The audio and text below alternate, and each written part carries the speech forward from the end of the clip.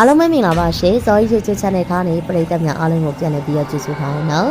ကျမတို့ရဲ့ channel ကနေဒီကနေ့မှဆိုရင်တော့တနာရမက်ကြီးရဲ့မောင်းဆိုတဲ့ဇက်လက်ကောက်တစ်ပုဒ်ကိုဇက်သိမ်းပိုင်းအနေနဲ့ထုတ်လွှင့်ပေးမှာပဲဖြစ်ပါတယ်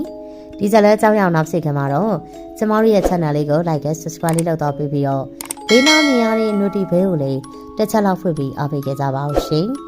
အားလုံးကိုကျေးဇူးတင်ပါတယ်ညတကောင်အချိန်ရှိပြီမို့အိမ်ရှင်လမ်းမထက်မှာကားတစ်စီးတလေဖြတ်သွားချိန်ကလွဲလို့ဘာတမ်းမှလည်းမကြားရတော့ပဲ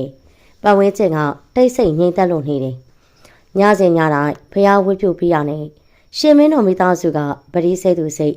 တရားထိုင်သူကထိုင်နေပုံမှန်ဝတ္တရားမပြတ်ကွက်ကြဘူးဒီနေ့ညတော့ပြုတ်နေကြအလုပ်တွေပြီးစီလို့ကျန်တဲ့မိသားစုဝင်တွေရှူရှူအိမ်အောင်ဝဲသွားကြပြီးရဲ့အချိန်အတော်ကြာတဲ့အထိရှင်မင်းတရားမဖြုတ်ဖြစ်သေးဘူးည7:00နာရီတီးတန့်ကြားချိန်မှာရှင်မင်းတရားဖြုတ်လို့ဖျားရှင်ကိုဦးချကြော့ကထိုင်ရကထားဖို့ပြက်လိုက်တော့သူ့အနောက်မှာမေမေရငိမ့်ငိမ့်လေးစိတ်ရှိလက်ရှိထိုင်ပြီးစောင်းနေရကိုတွေ့ရတယ်ဟင်မမေမအေးသေးဘူးလားဟင်အေးသမီးချင်းဒီညတရားထိုင်လို့ကောင်းနေရထင်တယ်မမေအေးစစ်စစ်စကားပြောကြလေးရှိလို့သမီးကိုစောင့်နေရ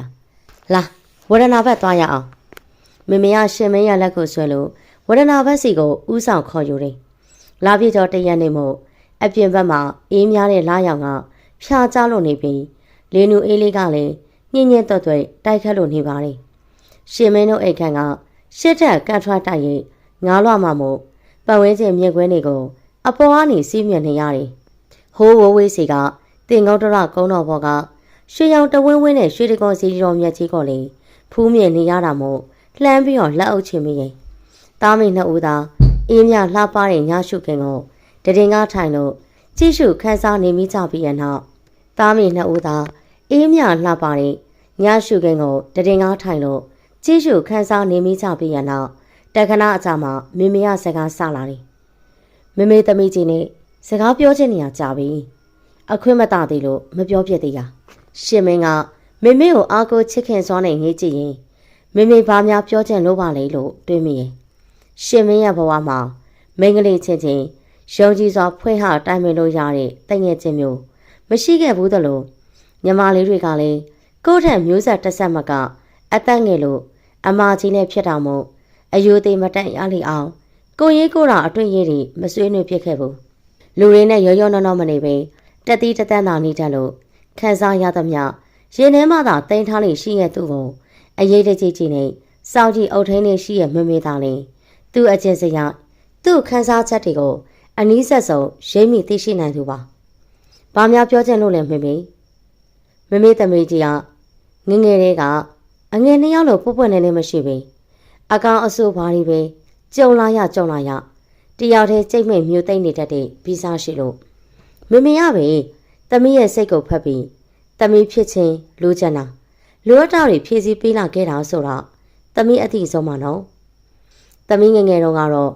မေတို့မှာအတော်လေးမပြင်းနေတဲ့အတွက်အငယ်နှစ်ယောက်ကိုမေရင်ခွင်မှာတစ်ချိန်လုံးရင်ခွင်လောက်ပြီးမကြည့်ပြင်းစေခဲ့ရတဲ့အတွက်သမီးကြီးကိုအတနာပို့ပြီးမေရချစ်ရတယ်မေပြောတာမှတ်ပါတယ်လင်မယားနှစ်ယောက်စလုံးတာမန်ဝင်နေမျှတာမို့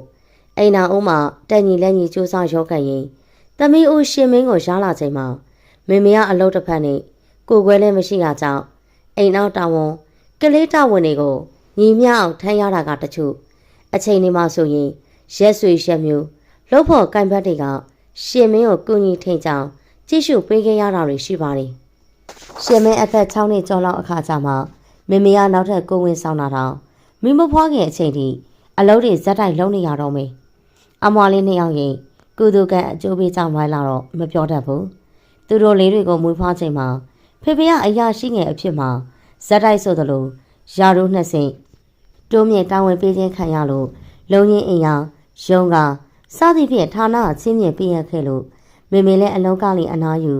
သမီးလေး3ယောက်နဲ့အိမ်နောက်တာဝန်ကိုဖိစီစီဆောင်ရွက်ခွင့်ရလာတယ်သမီးလေးတွေကိုရင်အုံးမကွာဆောက်ရှောက်ရင်လိမ္မာရင်ချစ်ပြီးလူကြီးမိဘတွေကိုရိုးသိကဘာသာတရားကိုင်းဆိုင်သူလေးတွေဖြစ်အောင်ပြုစုပြောထောင်ပေးခဲ့တဲ့လက်ဦးစရာဖြစ်တဲ့မေရဲ့ကျေးဇူးကလည်းကြီးပါတယ်မေကရှင်မင်းကိုမျက်ခြေမပြတ်ဆောက်ရှောက်ရင်ပြဿနာတစုံတရာကြုံလာရတိုင်းရှေ့ရနေလို့ မမတ်ရက်တီပြီးတော့ဖြည့်ရှင်းပေးခဲ့တာကြီးပဲဟုတ်ကဲ့အဲ့ဒါတွေအားလုံးသမီးသိပါတယ်မမေအေးမမေကသမီးကြီးကိုမှန်လို့အရေးတကြီးကြီးနေတဲ့သူဆိုတော့သမီးကြီးရဲ့စိတ်အပြောင်းအလဲအမှုချင်းအပြောင်းလဲတွေကိုကျန်တဲ့သူတွေထက်ပိုတတိထားမိရပေါ့ကွယ်မမေတို့သားမေကမိမဲသားကျဲဆိုတော့သမီးရဲ့နှလုံးသားရင်းဟာကိစ္စတွေကိုပို့ပွင့်လင်းနေအတွင်းချက်ချဆွေးနွေးရအောင်နော်မမေသမီးကြီးကိုကလေးလေးလိုပဲအခုထိမမေကမြင်ထားပြီမေကြည်ပြည့်အရွယ်ရောက်လာတာညံလိုက်တာများအခုဆိုချစ်သူလက်တွဲပေါ်တွေပါတွေ့လို့အိမ်တော်ရသားပြရမယ့်အရွယ်တောင်ရောက်လာခဲ့တာကြပါပေါ့လားမမေမှန်ကြည့်ရတဲ့တော့ဆိုမောက်ထွန်းမြတ်နဲ့ချစ်သူတွေဖြစ်ပြီးတဲ့ကသမီးမစိတ်ခန့်စားချက်အတက်အကျအပြောင်းလဲတွေတိတိတတ်တာပြင်းထန်နေခဲ့တယ်သမီးတို့တော့ပထမဦးဆုံးအတွေ့အကြုံမှုလှုပ်လှုပ်ခက်ခက်တွေဖြစ်နေရောက်ပြီမေမောက်ထွန်းမြတ်ကတော့အချစ်ရေးမှာလွတ်လပ်ပွင့်လင်းနေလူငယ်တစ်ယောက်ဖြစ်လို့မိန်းကလေးတငယ်ချင်းနေညားခဲ့ပါတယ်လို့သူကိုယ်တိုင်မမေတို့ရိုးရိုးတတ်တာဝန်ခံထားခဲ့တယ်။သမီးနဲ့မြတ်တာမျှပြီးတဲ့နောက်သူကတိပေးထားသလိုသမီးပေါ်မှာတစ္ဆာထားပြီးတော့ချစ်တယ်ဆိုတာကိုလေသူ့အနေထိုင်ကိုကြည့်လို့မမေတို့ယုံကြည်ပေးခဲ့သလိုတစ်ဖက်ကလည်းသမီးအပေါ်မှာသူ့စိတ်ကြလွှမ်းမိုးချုပ်ကိုက်ထားနိုင်တယ်ဆိုတာကိုမြင်နေရတယ်။ရှင်မင်းခေါင်းကိုနားထောင်နေရကမမေကိုတန်တအောင်မောကြည့်ရင်သူကတော့ကိုတရုပ်ဆောင်နေကောင်းလာပြီလို့ထင်နေခဲ့တာမမေကသူ့ဘာတွေဖြစ်နေရဲဆိုတာကိုကောက်သိနေခဲ့တယ်လူဆိုတာဘယ်သူမှတော့ဈေးလုံးကျော်ပြည့်စုံနေဆိုတာမျိုးမရှိတော့မောက်ထွန်းမြတ်မှလေအားတချက်အားနဲ့ချက်ဆိုတာရှိမှအမှန်ပဲတသက်လုံးရင်ခွင်ထဲမှာထိတ်ဆောက်ရှောက်လာခဲ့တဲ့မမေလောက်တော့သမီးကြီးရဲ့အကြောင်းကိုသိနိုင်မှမဟုတ်တာကိုလေမမေတို့လက်ခံနိုင်တယ်မျိုးရိုးနဲ့အကျင့်စာရိတ္တကောင်းတယ်ရုပ်ချောပညာတတ်စီးပွားရေးတစ်ခုကိုလေအရွယ်ငယ်ငယ်နဲ့အောင်မြင်အောင်စူးစမ်းတိဆောက်ထားနိုင်တယ်အရေးချင်းနေရှိရဲ့အမျိုးသားလေးတစ်ယောက်မို့သမီးကြီးချစ်သူရတာကဲကောင်းတယ်လို့ရေဘူးရအားဖြင့်တော့ပြောနိုင်ပြီမင်းသစိမ်းနှစ်ယောက်လက်တွဲပြီးအိမ်တော်တစ်ခုထူထောင်ချတဲ့အခါဒါတွေကလိုအပ်တယ်ဆိုပေမယ့်အဓိကတော့မကြဘူးသမီးရဲ့အရေးကြီးဆုံးကမမေသမီးရဲ့အားနည်းချက်တွေသူများနဲ့မတူတဲ့ထူးဆန်းတဲ့စိတ်နေစိတ်ထားအကျဉ်းစရိုက်တွေအပေါ်မှာဘလောက်ထိနားလည်စာနာတီးခတ်မိလက်တွဲသွားနိုင်တဲ့သူဖြစ်နိုင်မလဲဆိုတာပဲကွယ်တကယ်ဆိုရှင်မင်းဟာချစ်မှုရင်းရကိစ္စတွေမှာအယိုးကဖြူတဲ့တတ်တတ်ဆိုတာမိမကျကျေလုံးနေမောင်ကတိနဲ့နေမှမလွဲပေမယ့်ချစ်ချင်းမြတ်တာပြသရမှာအချိန်ယူပြီးနူးညံ့ညှင့်တာစွာဖေးမတွဲခေါ်ရမယ်စာရှင်မင်းဆန္ဒကိုထဲမတွက်ဖေးသူ့စိတ်တိုင်းကြတာပုတ်ဖော်နေခြင်းကတော့ရှင်မင်းသူ့ကိုဘာအကြောင်းကြောင့်နဲ့မှခွဲမသွားနိုင်အောင်ချင်းနေရဲဆိုတာကိုတက်အပ်သိချသိလို့အနာယူနေခြင်းတော့ပဲမဟုတ်ပါလားဒီအချက်ကိုမမေကရှင်မင်းအတွက်အလေးနဲ့ထားစဉ်းစားပေးရမှန်ပါတယ်ဟုတ်ပါတယ်မမေပြောသလိုပဲသမီးရဲ့ပင်ကိုစိတ်ကိုကပျော့ညံ့လွန်းလာရင်သူ့ကိုတိတ်ချစ်သွားမိတာရဲ့ကြောင့်သူ့အနာယူတမှန်သိသိနဲ့ခွတ်လွတ်ပြီးရှေ့ဆက်နေမိရပါရှင်မင်းကသူ့ရဲ့အားနည်းချက်ကိုမမေထံမှာတိုးထိတ်စွာနဲ့ဖွင့်ဟဝင်ခံနေမမေကရှင်မင်းရဲ့ခေါင်းလေးကိုဖွာပွတ်တက်ပေးရင်ကတက်ပြမောက်တစ်ချက်ချရင်မိကုန်းတစ်ခုမေးတယ်မမေတစ်ခုပဲတေးချအောင်မေးချင်တာကသမီးမကြိုက်တဲ့သူ့ရဲ့အကျင့်စရိုက်တွေအနာယူတတ်မှုတွေကိုသမီးတို့နှစ်ယောက်ကြားမှာချီနှောင်ထားတဲ့ချစ်ချင်းမြတ်တာတစ်ခုတည်းနဲ့တဘဝလုံးတီးခတ်ခွက်လို့ပြီးညှိနိုင်အပေးအယူမျှနဲ့သမီးနေသွားနိုင်မလားဆိုတာကိုပါပဲဟိုတနေ့ကပဲမမေတို့ဖေတို့ကိုမောင်ထွန်းမြတ်နဲ့သမီးကြီးကိုအမျက်ဆုံးလက်ထပ်ခွင့်ပြုဖို့တီတီရပဲလူကြီးအရာကနေပြီးသူတို့မိဘတွေကိုစားတောက်ရက်သွားခဲ့တယ်မမေတို့အတွက်ကတော့သမီးကြီးဘဝတစ်လျှောက်လုံးစိတ်ချမ်းသာဖို့ကအရေးကြီးဆုံးမှုသမီးကြီးရဲ့စိတ်သဘောထားမင်းမြတ်ကြည့်ပြီးမှအကြောင်းပြတ်မယ်လို့မတင်မကြပဲပြောထားလိုက်တယ်သူတို့ကတော့သမီးကြီးသဘောတူတာနဲ့နိုင်ငံခြားမိဘတွေကိုလှမ်းခေါ်ပြီးသမီးစိတ်ကြမင်းလာအခန့်ဝဲကိုတင်တောင်းတဲခက်ခက်နနာစီစဉ်ပေးပါမယ်လို့ဂတိပေးကြတယ်သမီးလည်းဒီကိစ္စကိုအထိုက်အလျောက်တော့စဉ်းစားထားပြီးသားဖြစ်မှာပါသမီးရဲ့ဆန္ဒကိုတိခောက်ကြည့်ဖို့ဖေကလည်းမမေကိုပြောထားတယ်တကယ်ဆိုအမှန်အတိုင်းဝေခံရရင်ရှင်မင်းဘလို့ရွေးချယ်ဆုံးဖြတ်ရမလဲဆိုတာအခုတည်းထိတိတိကျကျမဆုံးဖြတ်နိုင်သေးဘူး ရှင်မင်းကမောင်နဲ့ပတ်သက်လို့အသေးစိတ်ခွဲခြားစိတ်ဖြောင်သိမိရင်ရှင်မင်းကမောင်ကိုအသက်နဲ့ထပ်တူချင်းမြတ်လို့တယ်လို့ရှင်မင်းအပေါ်ထားပြီးမောင်ရဲ့ချစ်ကိုလေအကျွမ်းမဲ့စိတ်ချရုပ်ကြည့်တယ်ဖုံမတဘာဝချစ်ရေးချစ်ရောက်ကိစ္စတွေကလွဲလို့ရှင်မင်းမနေတတ်တာမှတ်သမျှမောင်အတက်နိုင်ဆုံးမလုတ်ဖယ်ရှောက်ချက်နာကိုမျက်မြစ်ကိုရမို့ရှင်မင်းစိတ်အစစ်မပြေအဖြစ်ရဆုံးအချက်တစ်ချက်တည်းနဲ့မောင်ကိုစွန့်လွတ်လိုက်ရဖို့ကလေရှင်မင်းဘက်ကစိတ်အခြေအနေတိတ်ပြီးမူမမရကြနေလိမ့်မလားတော့မသိဘူးရှင်မင်းမှာရွယ်လူအပေါက်တဲ့တငယ်ချင်းမရှိသလောက်နဲလာတဲ့ခါမှာယနေ့ခေတ်မှာတခြားသောမိန်းလေးများနဲ့သူတို့ရဲ့ချစ်သူရည်စားတွေကြားတွေဆက်ဆက်ရရောဒီအတိုင်းပဲလားရှင်မင်းမသိဘူးရှင်မင်းကတွေးကြုံနေလို့အဆက်အကြောက်ကြီးလုံးလုံးများလေးလာတာရှိသေးတယ်သူတို့ရဲ့ချစ်သက်တဲ့ဟာဒီအချိန်ကိုချက်ချင်းကြီးလက်မခံနိုင်သေးပေကျင်းတော့မရနိုင်သေးတာများလားအိမ်အောင်တဲ့ဖြစ်လာခဲ့ရင်လေဒါတွေကမလွဲမရှောင်တာကြုံလာရမှာမို့အိမ်အောင်သက်ကြသွားတဲ့အခါမောင်လေးချစ်သူဖြစ်ခါစားအခုလောက်ကြီးစိတ်အားမထက်တန်တော့တဲ့အချိန်မှရှင်မင်းဖြစ်စေခြင်းတဲ့အနေထားကိုစီရုပ်သိသိဖြောင်းဖြောင်းရင်လိုက်ရောပေးမလားလို့လေမရဲတရဲတွေးတော်မျောလင့်ထားမိရင်ရှင်မင်းရဲ့ချက်တွေကိုမမေကိုအကောက်ဖွင့်ပြောဖို့ရရှင်မင်းဘယ်ကစပြောလို့ပြောရမှန်းလည်းမသိပေနှုတ်မရဲဘူးဖြစ်လို့နေရတယ်မမေကရှင်မင်းရဲ့လက်လေးကိုလှမ်းကင်တော့ချွေးစည်းတွေပြန်ကအေးစက်နေအောင်သတိပြုတ်မိပြီးတက်အော်ဖြစ်လို့နေပါတယ်တမီးကြီးရေအိမ်တော်တောင်းမွေးကိစ္စတွေဆိုတာမိန်းလေးတယောက်အနေနဲ့တနေ့မဟုတ်တနေ့ကြုံလာရမှာထူးဆန်းတော့မဟုတ်ဘူးတမီးမှာဘာခက်ခဲတွေရှိလဲပြက်ပြက်တတ်တာမဆုံးဖြတ်နိုင်မိဘာကြောင့်တီးဝေးနေရလဲဆိုတော့မမေကိုပြောပြပါလားမမေကဝိုင်းကူစဉ်းစားပေးလို့ရတာပေါ့ကွယ်ဟိုလေမမေယောက်ျားနဲ့မိန်းမကြားချစ်ရေးချစ်ရကိစ္စတွေရှင်မင်းကျင်သားမရသေးတယ်လို့သူကလက်ပေါ်တတိနေထိုင်ဆက်ဆက်လာတဲ့အခါတိုင်းမှာလေစိတ်ခံစားချက်တိတ်အစမပြေနေဘူးမမေနောက်ပြီးတော့သူကတခြားအမျိုးသားတွေထက်ပို့ပြီးတော့အထီးတွေးကိုနှစ်သက်မမောတဲ့လူစားမျိုးလားလို့ထင်မိရဲ့မမေနဲ့ရဲမိတန်တဲ့လောက်တော့ရှင်းမိပါတယ်တမီးကြီးအားရမျိုးမပြောနဲ့မိန်းနေချင်းထိတာကိုက်နာတော့မနေတတ်တဲ့စိတ်အခြေခံရှိရသူဆိုတော့လေပုံမှန်မိန်းမပြောလေတယောက်အနေနဲ့ဆိုအတွေ့အကြုံမရှိခဲ့ရင်တော့ဒါဟာသဘာဝပဲလို့အချိန်တစ်ခုကြာရင်လိုလာလက်ခံစိတ်ပါသွားနိုင်ပြီမင်းသမီးကြီးအတွက်တော့အတော့ကိုအချိန်ယူရမယ်အဖြစ်ပဲဒါပေမဲ့သမီးကအစတွေကမိဘတွေနဲ့ပဲအတူနေပြီးဘဝကိုတယောက်တည်းပဲရှောင်လန်းသွားမယ်ဒါမှမဟုတ်သမီးကြီးမှု့လျော်နေတရားဘာဝနာတွေပွားများအားထုတ်ရင်တတတာယောဂီအဖြစ်တော်လည်းကောမေသီလရှင်အဖြစ်တော်လည်းကောနေထိုင်အယိုးထုတ်သွားမယ်လို့စောပြတ်ထားတဲ့သူဆိုရင်တော့တမျိုးပေါ့ကွယ်အခုကမောင်ထွန်းမြတ်ကိုချစ်သူအဖြစ်ရွေးချယ်ထားခဲ့ပြီးပြီဆိုတော့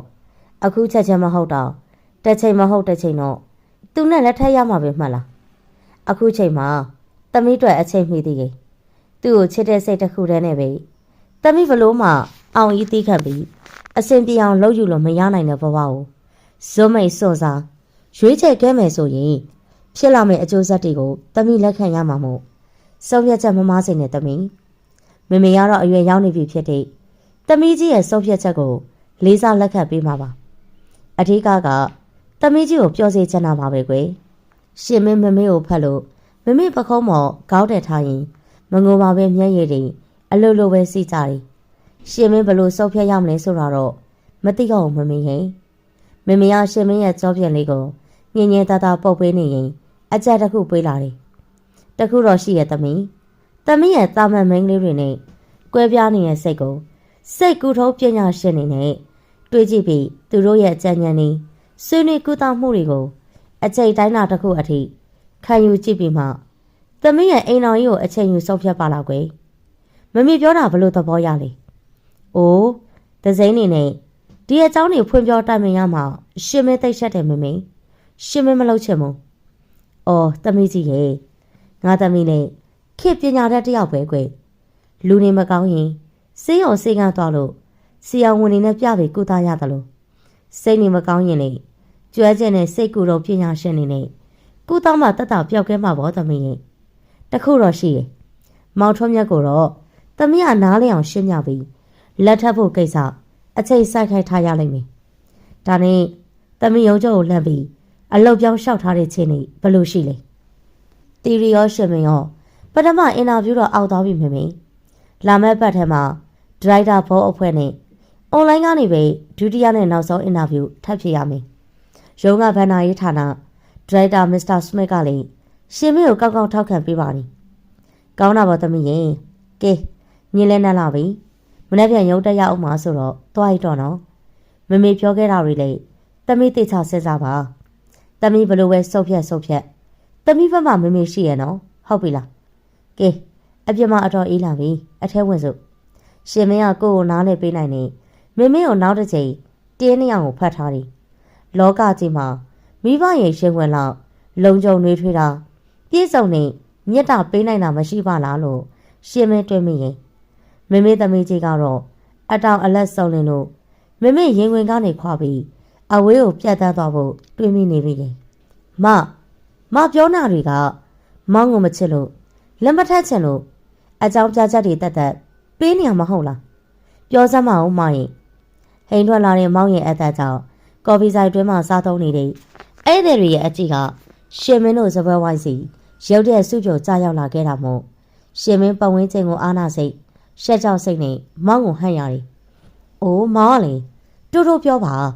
သူများတွေအကုန်ဝိုင်းကြီးနေအောင်ရှက်စရာကြီးငိုတော့မလို့မျက်နှာပြက်နေရှင်မင်းရဲ့တောင်းဆိုမှုကြောင့်မောင်ကဘေးပညာတစ်ချက်ဝေးကြည့်ပြီးမှလေးတောင်တက်ထည့်လျှော့ချတယ်။အော်မပေါ့မကအလက်ကဒိတ်ပဲမရှိရင်အကြောင်းပြချက်တွေပေးနေအောင်။ဘာလဲမောင်ပေါ်မှာစိတ်ပြောင်းချက်လာလား။မတို့ဌာနကိုအသိရောက်လာတဲ့ဟိုခက်ချောအဖြူကောင်ကတစ်ချိန်တော့မအနားမှာပဲရစ်တီလုံနေရဆိုတာမောင်တရင်ရထားပြီးသားမောင်တန်းတရားဆွဆွဲလိုက်တဲ့မောင်ရဲ့စကားကြောင့်ရှင်မင်းရဲ့အကျင့်သိက္ခာစော်ကားရက်လေခြင်းလို့ဝမ်းနဲ့ဒေါသထွက်တယ်ရှင်မင်းကမောင်ချက်သူဆိုတာရှင်မင်းတို့ထားတာတစ်ခုလုံးသာမကတရုံလုံးကတိကောင်တော့မောင်မဲလှုပ်ထားခဲ့ပြီးသားမဟုတ်လားမောင်ပါလို့မဟုတ်တာတွေရှောက်ဆွဲပြောနေရလေဂျော်ဒန်အခုမှစင်ကာပူကပြောင်းလာခါစားမှုလုပ်ငန်းသဘောနားမလဲသေးလို့ရှင်းပြပြောပြပေးနေရတာရှင်မင်းရဲ့အလုပ်ပဲဘာမှမဆိုင်မင်းရုံးရှိကားပါကဲမှာမောင်နဲ့တွေ့တော့သူ့ကိုဘူးကြီးကြည့်သွားလို့ကြောင်သွားရတယ်လို့ရှင်မင်းကိုပြန်ပြောပြလို့တောင်းပန်လိုက်ရသေးတယ်မကယောက်ျားဗနေအောင်နဲ့တွေ့ဘူးပြီးယောက်ျားရဲ့အကြောင်းဘလောက်သိနေလို့သူ့ဘက်ကနေကူပြီးပြောပေးနေရလေမောင်တို့ယောက်ျားချက်ချင်းကမူးမွေခြင်းမို့တယောက်ရဲ့ခြေလမ်းကိုတယောက်ကမြင်နေရတယ်မရင်မလိုမျိုးအာတတမိန်းကလေးလောက်ကတော့တစ်ချက်လှည့်ရုံနဲ့သူ့လက်ထဲကောက်ကနေပသွားမှမယုံမရှိနဲ့မောင်အကြီးမောင်ဟန်ပန်မောင်အပြောတို့ကြောင့်ရှင်မင်းရဲ့ခန္ဓာကိုယ်လေးရှက်တော်သားကြောင့်တစ်ဆက်ဆက်နဲ့တုံ့နေတယ်အဲ့ဒီလောက်တောင်မောင်ကိုအထေအမြင့်သေးနေရင်ဘာဖြစ်လို့လက်ထက်ခွေတောင်းနေသေးရလဲနှစ်ယောက်သားတန်ဖိုးထားတဲ့အရာချင်းအမြင့်ချင်းမတူမှတော့ဘလို့လောက်ပြီးရှေ့ဆက်ကြလို့ရမှာလဲအိမ်နောက်ပြူရတာလွှဲသလားတဘဝလုံးစိုးတို့ကောင်းမဲ့ရေရှိလက်တွဲသွားဖို့ဆိုတာတယောက်နဲ့တယောက်နားလည်မျှတမှုစာနာမှုဆိုတာတွေလိုတယ်မောင်ကြီးဒီအတွက်လက်ထပ်ဖို့အချက်ယူပြီးစဉ်းစားကြရအောင်လို့ပြောတာကိုမဆိုင်တဲ့လူတွေကိုပါဆွဲထည့်ပြီးဘာလို့မရဲ့ကိုကြတရားကိုစော်ကားကြတာလဲမသိဘူးကွာမောင်အတွက်တော့မောင်ကိုလက်ထပ်ဖို့နှစ်ခါပြန်စဉ်းစားဖို့ကိုမလိုတာနေအောင်လုံးအသက်ရွယ်လေးရှာလို့ကိုခြေတော့ဖို့ကိုရက်တိနေနိုင်ကြပြီ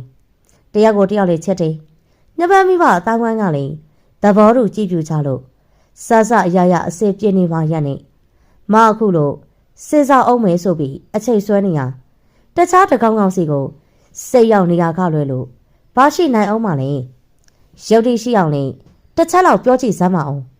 မောင်ကသူ့လိုရာကိုဆွဲတွေ့ပြီးလောလောဆယ်လက်ထပ်ဖို့ညှင်းဆန်လို့အချိန်ယူဖို့တောင်းဆိုနေတဲ့ရွှေမင်းကိုတယူတန်ကြီးဆွဆွဲတယ်ဘာကြောင့်အချိန်ယူချက်နေဆိုတာကိုမောင်ကိုပို့ပွင့်လင်းလင်းပြောပြဆွေးနွေးဖို့ထီတော့ရှင်မင်းရဲ့အဆက်တရားကခွင့်မပြုဘူးမောင်တယောက်ထင်းဒေါသထွက်တတ်တယ်စိတ်ဆိုးစိတ်နာတတ်တယ်လို့တော့မထင်နဲ့မလည်းလူပဲနာကြည့်တတ်တယ်အမြဲတမ်းမောင်ကိုနားလည်စာနာပေးဖို့မတွေးဘူးအနာယူဖို့ကြားဖို့ပဲတွေးနေတယ်မောင်ကိုမလည်းစိတ်ကုန်နေမောင်ကိုမယုံကြည်ရင်လည်းဆက်ချစ်မနေတော့ပဲနဲ့လက်ခွက်လိုက်ကြတာအကောင်းဆုံးပဲဖြစ်လိမ့်မယ်ရှင်မင်းကခံစားချက်မျိုးစုံနဲ့ကြိုတင်တွေးမထားပဲဘာတွေပြောလို့ပြောမိမှလည်းမသိတက်ဆုံးပြောထွက်တော့မောင်ကသူ့ကိုအစကကြောင်ပြီးတော့ကြည်နောက်တော့တဖြည်းဖြည်းနဲ့ မောင်ရဲ့မျက်ဝန်းအစုံမှာနာကျင်ရိတ်တန်းလို့ညံ့ရည်ကြီးဝေးတီယာကနှုတ်ခမ်းကိုတစ်ချက်မဲလိုက်တယ်။မကမောင်ကိုလမ်းခွဲဖို့ထိတောင်တွေးထားတယ်ပေါ့ဟုတ်လား။အေးပေါ့ခက်များတော့ပြတ်မယ်ဆိုတဲ့စကားဗစက်ဖျားလေးကနေခပ်ပေါ့ပေါ့ပြောထွက်နိုင်မှာပေါ့။ကျုပ်ကတော့ခက်များကိုတဘဝလုံးစားနှလုံးသားနဲ့ယဉ်ပြီးချစ်ခဲ့တဲ့ကောင်မို့ဘာအကြောင်းကြောင့်နဲ့မှမပြတ်နိုင်ဘူးဗျ။ခက်များဖြတ်တာခံမဲ့အစားတေးလိုက်တာပဲကောင်းနေခညားတယောက်ထဲပြီးစိတ်ချမ်းချမ်းတတ်တာနဲ့နေရပါဗျာမောင်ကပြောပြောဆွဆွနဲ့ထိုင်နေရကစိတ်လိုက်မှန်မှဝုန်းကနေထရက်လို့ဇပွဲဘော်ကကားတော့ကောက်ယူပြီးရှင်မင်းကိုကော်ဖီဆိုင်ထဲတယောက်တည်းထားလို့ခြေလဲကျဲကြီးများနဲ့ထွက်ခွာရီဆိုင်ထဲရှိလူဝက်များရဲ့စူးစမ်းတဲ့အကြည့်တွေအောက်မှာရှင်မင်းကကြပြကြရနဲ့ပတ်ဆက်ရှင်းပြီးမောင်နောက်ကိုအပြေးလိုက်ခဲ့တယ်ရှင်မင်းဆိုင်အပြင်ရောက်ချိန်မှာတော့မောင်ကကားကိုအရှိတ်ပြဲစွာနဲ့ကမှုရှုတို့မောင်းပြီးတော့ထွက်ခွာသွားတယ်။တယောက်တည်းကြောက်တောက်တောက်နဲ့ရက်ကြံခဲ့ရတော့ရှင်မင်းဘာလို့လုံးရမှန်းမသိပြီ။ခြေစုံရက်လို့ခိတ္တတွေ့ဝင်နေပြီးရနောက်မှာတီရီကိုရုတ်တရက်ဆဲစားလာမိရနေတက်စီငှားပြီးတီရီအိတ်ခမ်းကိုမောက်ခိုင်းနေတနင်္ဂနွေနေ့လည်းမဟုတ်တီရီအိမ်မှာရှိလိမ့်မယ်လို့ထင်ရတယ်။ဖုန်းတော့ကြုံမဆက်ချင်တာနဲ့ဒီအတိုင်းအကြောင်းမကြားဘဲနဲ့သွားခဲ့တယ်။တီရီရဲ့အိတ်ခမ်းကိုရောက်တော့ကဲအားလျော့စွာပြီးလမ်းများတဲ့မမကအိမ်မရှိလို့ရှင်မင်းတယောက်မလောက်ဆက်ဘူးအလားထူးလို့ပြောနေတယ်ဟဲရောင်းမလေးဘယ်ကနေဘလို့ဖြစ်ပြီးထူးထူးဆန်းဆန်းရောင်းလာရတာတော့ဖုန်းလဲကြိုးမဆက်ဘူးတီရီဒီနေ့ပြင်းနေရရင်နေလဲပူရရဲ့ကြောင့်အပြစ်မထွက်ပြီအိမ်ထဲမှာပဲစကင်ကဲနေရလာအထဲကိုဝင်ပြင်းနေလို့အိမ်တွင်းအောင်းနေတယ်ဆိုရင်တီရီရဲ့စကားကြောင့်ရှင်မင်းပြုံးချစ်ချင်တော့ဖြစ်သွားတယ်တီရီကခါတိုင်းတွဲလာလုံးနေတဲ့သူ့ဇလန်းတွေနဲ့ဘာကြောင့်ပြတ်မသိပြတ်သွားပြီတဲ့ကငင်းချက်သားကောင်းလို့သူ့မိဘတွေစီလိုက်သွားဖို့ပတ်စပို့နဲ့ဗီဇာတွေကိုပြည့်စက်ခြင်းနဲ့သူ့ပိုင်ပစ္စည်းတွေကိုတတိတိနဲ့ရှော့စင်းနဲ့ထုတ်ရောင်းနေခြင်းတွေကိုအာရုံစိုက်ပြီးလုပ်ခဲ့တယ်။တခါတရက်မှတော့ကိုယ်သဘောကိုဆောင်ပြီးစိတ်ပျော်သလိုသာနေထိုင်ပြုမှုတတ်တဲ့တီရီကိုရှင်မင်းအားကြမိသလိုသူ့ရဲ့ရှင်းတဲ့နေထိုင်မှုကလွတ်လပ်ပေါ်ပါတဲ့စတိုင်မျိုးဖြစ်ပေမယ့်အတမူဝမ်းကြောင့်အလုံးနဲ့ပတ်သက်ရင်တော့အလေးထားတာအကောင်းဆုံးဖြစ်အောင်လုပ်လို့ရှိသူပါအချစ်ရည်ကအချစ်ရည်အလောက်ကအလောက်အပျော်ပါကအပျော်အပါတီးတန့်ခွဲထားတတ်ပါလေတချို့ရက်တွေမှာတနေ့လုံး black coffee တွေပဲလှိမ့်တော့ပြီးအလုံးလုံးနေတတ်လို့မေးကြည့်တော့ညကတညလုံးနိုက်ကလပ်မှာတိုင်ငယ်ချင်းများနဲ့တောက်စားပျော်မြူးကားခုံပြီးမနက်3 နာရီမှအိပ်ပြတ်ရောက်လို့3 နာရီပဲအိပ်ခဲ့ရတယ်ဆိုပြီးတော့ဒါပေမဲ့အလုပ်ကိုအချိန်တော့မကျပဲလန်းဆက်ရောက်ရှိလို့အလုပ်ထဲအိတ်ချင်နေမှာဆိုလို့ဘိုက်ပြအောင်အစားသိမ့်မစားပင်အိတ်ချင်းမြေကော်ဖီခေါင်းလေးသာတောက်ပြီးအလုံးလုံးနေတတ်တယ်။တီရီတို့မိသားစုကမီယိုဖလာဗုဒ္ဓဘာသာဝင်နေဖြစ်လို့ရှင်မင်းတို့မိသားစုလို့ဘာသာတရားကိုသိပြီးထဲဝဝင်ကိုးကွယ်စည်းကပ်ခြင်းမျိုးမရှိဘူး။တီရီအိမ်ကဖျားစင်ကိုကြည့်တော့တက်ရကိုးကွယ်ထားတော်လေပန်းအတုတွေကိုစက်ကပ်ထားတာပါ။ဖျားပန်းဆိုရင်တပြေလို့ဇော်စိန်တို့အကြရိခန့်တဲ့ပန်းမျိုးကိုတော့ကက်လူပူဇော်လေးမရှိဘူး။လာပမွှေးကြိုင်လမ်းဆက်တဲ့ပန်းတွေကိုအမြင့်မပြတ်ကက်လူလေးရှိခဲ့မမေကိုတော့တတိရသွားတယ်။မောင်ရဲ့အိတ်ခမ်းမှာရောဖျားစိန်ကဘယ်နားမှများပါလဲ။ဟိုတကသူ့ရဲ့ရောက်တော့ကတတိမထားမိဘူး။ဘာဒီပဲတွေးနေနောက်ဆုံးမှာတော့ရှင်မင်းရဲ့အတွေးတွေဟာမောင်အကြောင်းနဲ့သာအစုံသက်သွားတတ်တာမို့မောင်အပေါ်ကိုယ့်ရဲ့ချစ်ခဲဆွဲလက်မှုကိုယ်တိုင်တော့အံ့ဩနေ။ကဲရော့ကော်ဖီရေးတော့ဘာစားလာလေဘာစားချက်နဲ့ပြောဒလီနဲ့လှမ်းမပေးမယ်နိပေါင်ရင်နာကန့်နေတဲ့အမွေးပလက်ပေါဖွာရစုပ်ပြန်းရဲ့ကျမ်းမမီတော်နဲ့ခါဘော်ဘိုက်ပေါ်ခေါင်းစောအင်ကြီးတွဲဝတ်ထားလို့ကြောလေကသပင်ကောက်လေးတွေကိုကဘိုးကရုခက်မြင့်လေးစီးနောက်ထားတဲ့တိတိဟာခါးထိရှိတဲ့သပင်ဖြတ်ဖြောင်းကိုအမြဲချထားလိရှိလို့မြမဝစ်ဆော်ဝမ်းဆက်လေးတွေသာစင်မြတ်တဲ့ရှင်မဲနဲ့ရှင်ရင်တော့တက်တူရွယ်သူဆိုပေမယ့်ရှင်မဲတဲ့9 နှစ်လောက်တောင်ငဲမဲထင်ရအောင်နှုတ်ပြိုတော့လက်တယ်ဘာမှမစားချင်ဘူးတီရီရဲ့တီရီကမ်းပြီးတဲ့ရေခဲတက်တာတွေကအခုမှထုတ်လာပုံရနေအေးစိတ်ကော်ဖီအေးတန်ဖိုးကိုလှမ်းယူရင်ခန်းကြီးကြီးလေးခေါင်းခါပြီးတော့ညှက်လိုက်တယ်ရှင်မင်းရဲ့မျက်နှာနွမ်းကိုတီရီကအကဲခတ်လို့ကြည့်လိုက်တယ်ကဲဗီတာဝိဇ္ဇာဆရာမကြီးဒေါ်ထွတ်တီရီဘေးတွေအတက်ဟောလိုက်မယ်ရှင်နဲ့ငမွေတို့ကောက်နေဘာပြဿနာတွေတက်လာပြန်ပြီလဲပြောရှစ်မောင်ကလေကျမကိုဆိုရင်အမြဲအနာယူရမှကျင်တတ်တာသိလားသူ့ဗီဇာအဲ့ဒီတိုင်းပဲအိမ်မလေးအငယ်ဆုံးဆိုတော့ အားလုံးကသူ့ကိုညာပြီးအလုပ်လိုက်ထားခဲ့တော့သူကသူများဘက်တိတ်မတွေးပေးတတ်တော့ဘူးရချင်တာလိုချင်တာရှိရင်တစွတ်တော့ရအောင်ရှုတတ်တယ်ဒါပေမဲ့စိတ်ရင်းလေးတော့ကောင်းရှာပါတယ်ရောင်းမရင်အခုတော့အရင်နဲ့မတူတော့ပြီအပျော်ပါးတွေလျှော့ပြီးအလုပ်ကပဲအာရုံစိုက်ပြီးလုပ်နေလို့သူတငယ်ချင်းတွေကတော့မယူခင်နေကမိမကြောက်နေရပြီဆိုပြီးစနေကြတာအမလီသူ့ကိုအဲ့လိုစတော့သူကဘာပြန်ပြောတယ်ထင်လဲ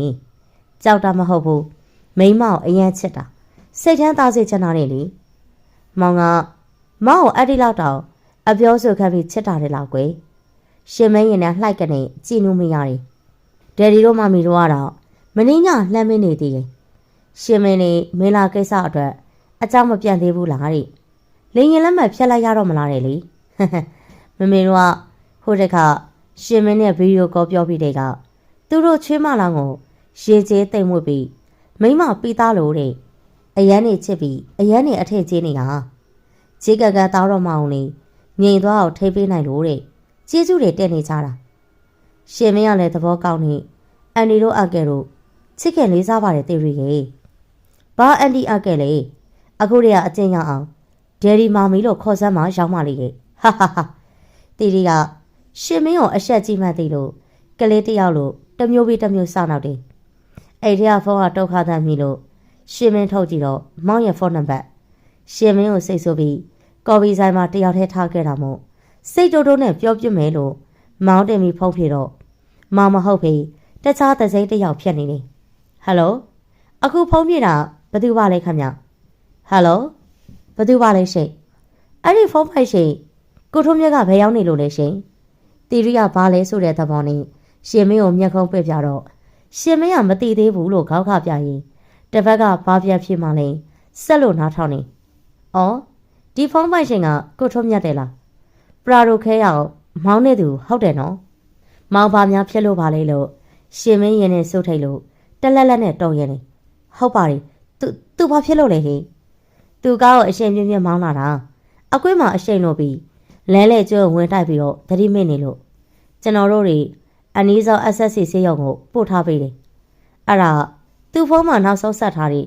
နံပါတ်ကိုခေါ်ပြီးအကြောင်းကြားပေးတာရှင်မင်းကြောက်တတ်တဲ့နေဘာမှပြတ်မဖြစ်နိုင်မင်းမျက်လုံးကြီးပြူးကငိမ့်နေတော့တီရီကဖုန်းကိုရှူခိုင်းပြီးတစ်ဖက်လူကိုအကျိုးအကြောင်းဆက်မိနေမောင်ကိုစိတ်ဆိုးပြီးတီတာပဲကောင်းတယ်လို့မအူးမချွတ်ပြောသွားခဲ့တဲ့မောင်ဖះကဲကောက်ထောက်မှလို့မောင်ဘာမှမဖြစ်ပါစေနဲ့ဖះကဲရှင်မင်းကြီးဒီလိုနေလို့လည်းမဖြစ်ဘူးဆေးရုံလိုက်သွားကြမှဖြစ်မယ်လာမြန်တီရီကကမကရန်အင်းကြီးကောက်လေးကကားတော့နေပတ်စံအိတ်ကိုရှူပြီးရှင်မင်းလက်ကိုဆွဲလို့အပြေအလွှာကားပေါ်တက်ကဆေးရုံကိုမောင်းထွက်လာခဲ့တယ်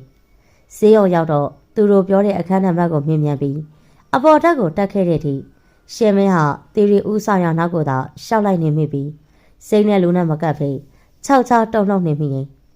မောင်ကိုထားရအခန်းကိုဝင်တော့ခေါင်းနဲ့လက်တစ်ဖက်ဟာပက်တီအဖွေးသားနဲ့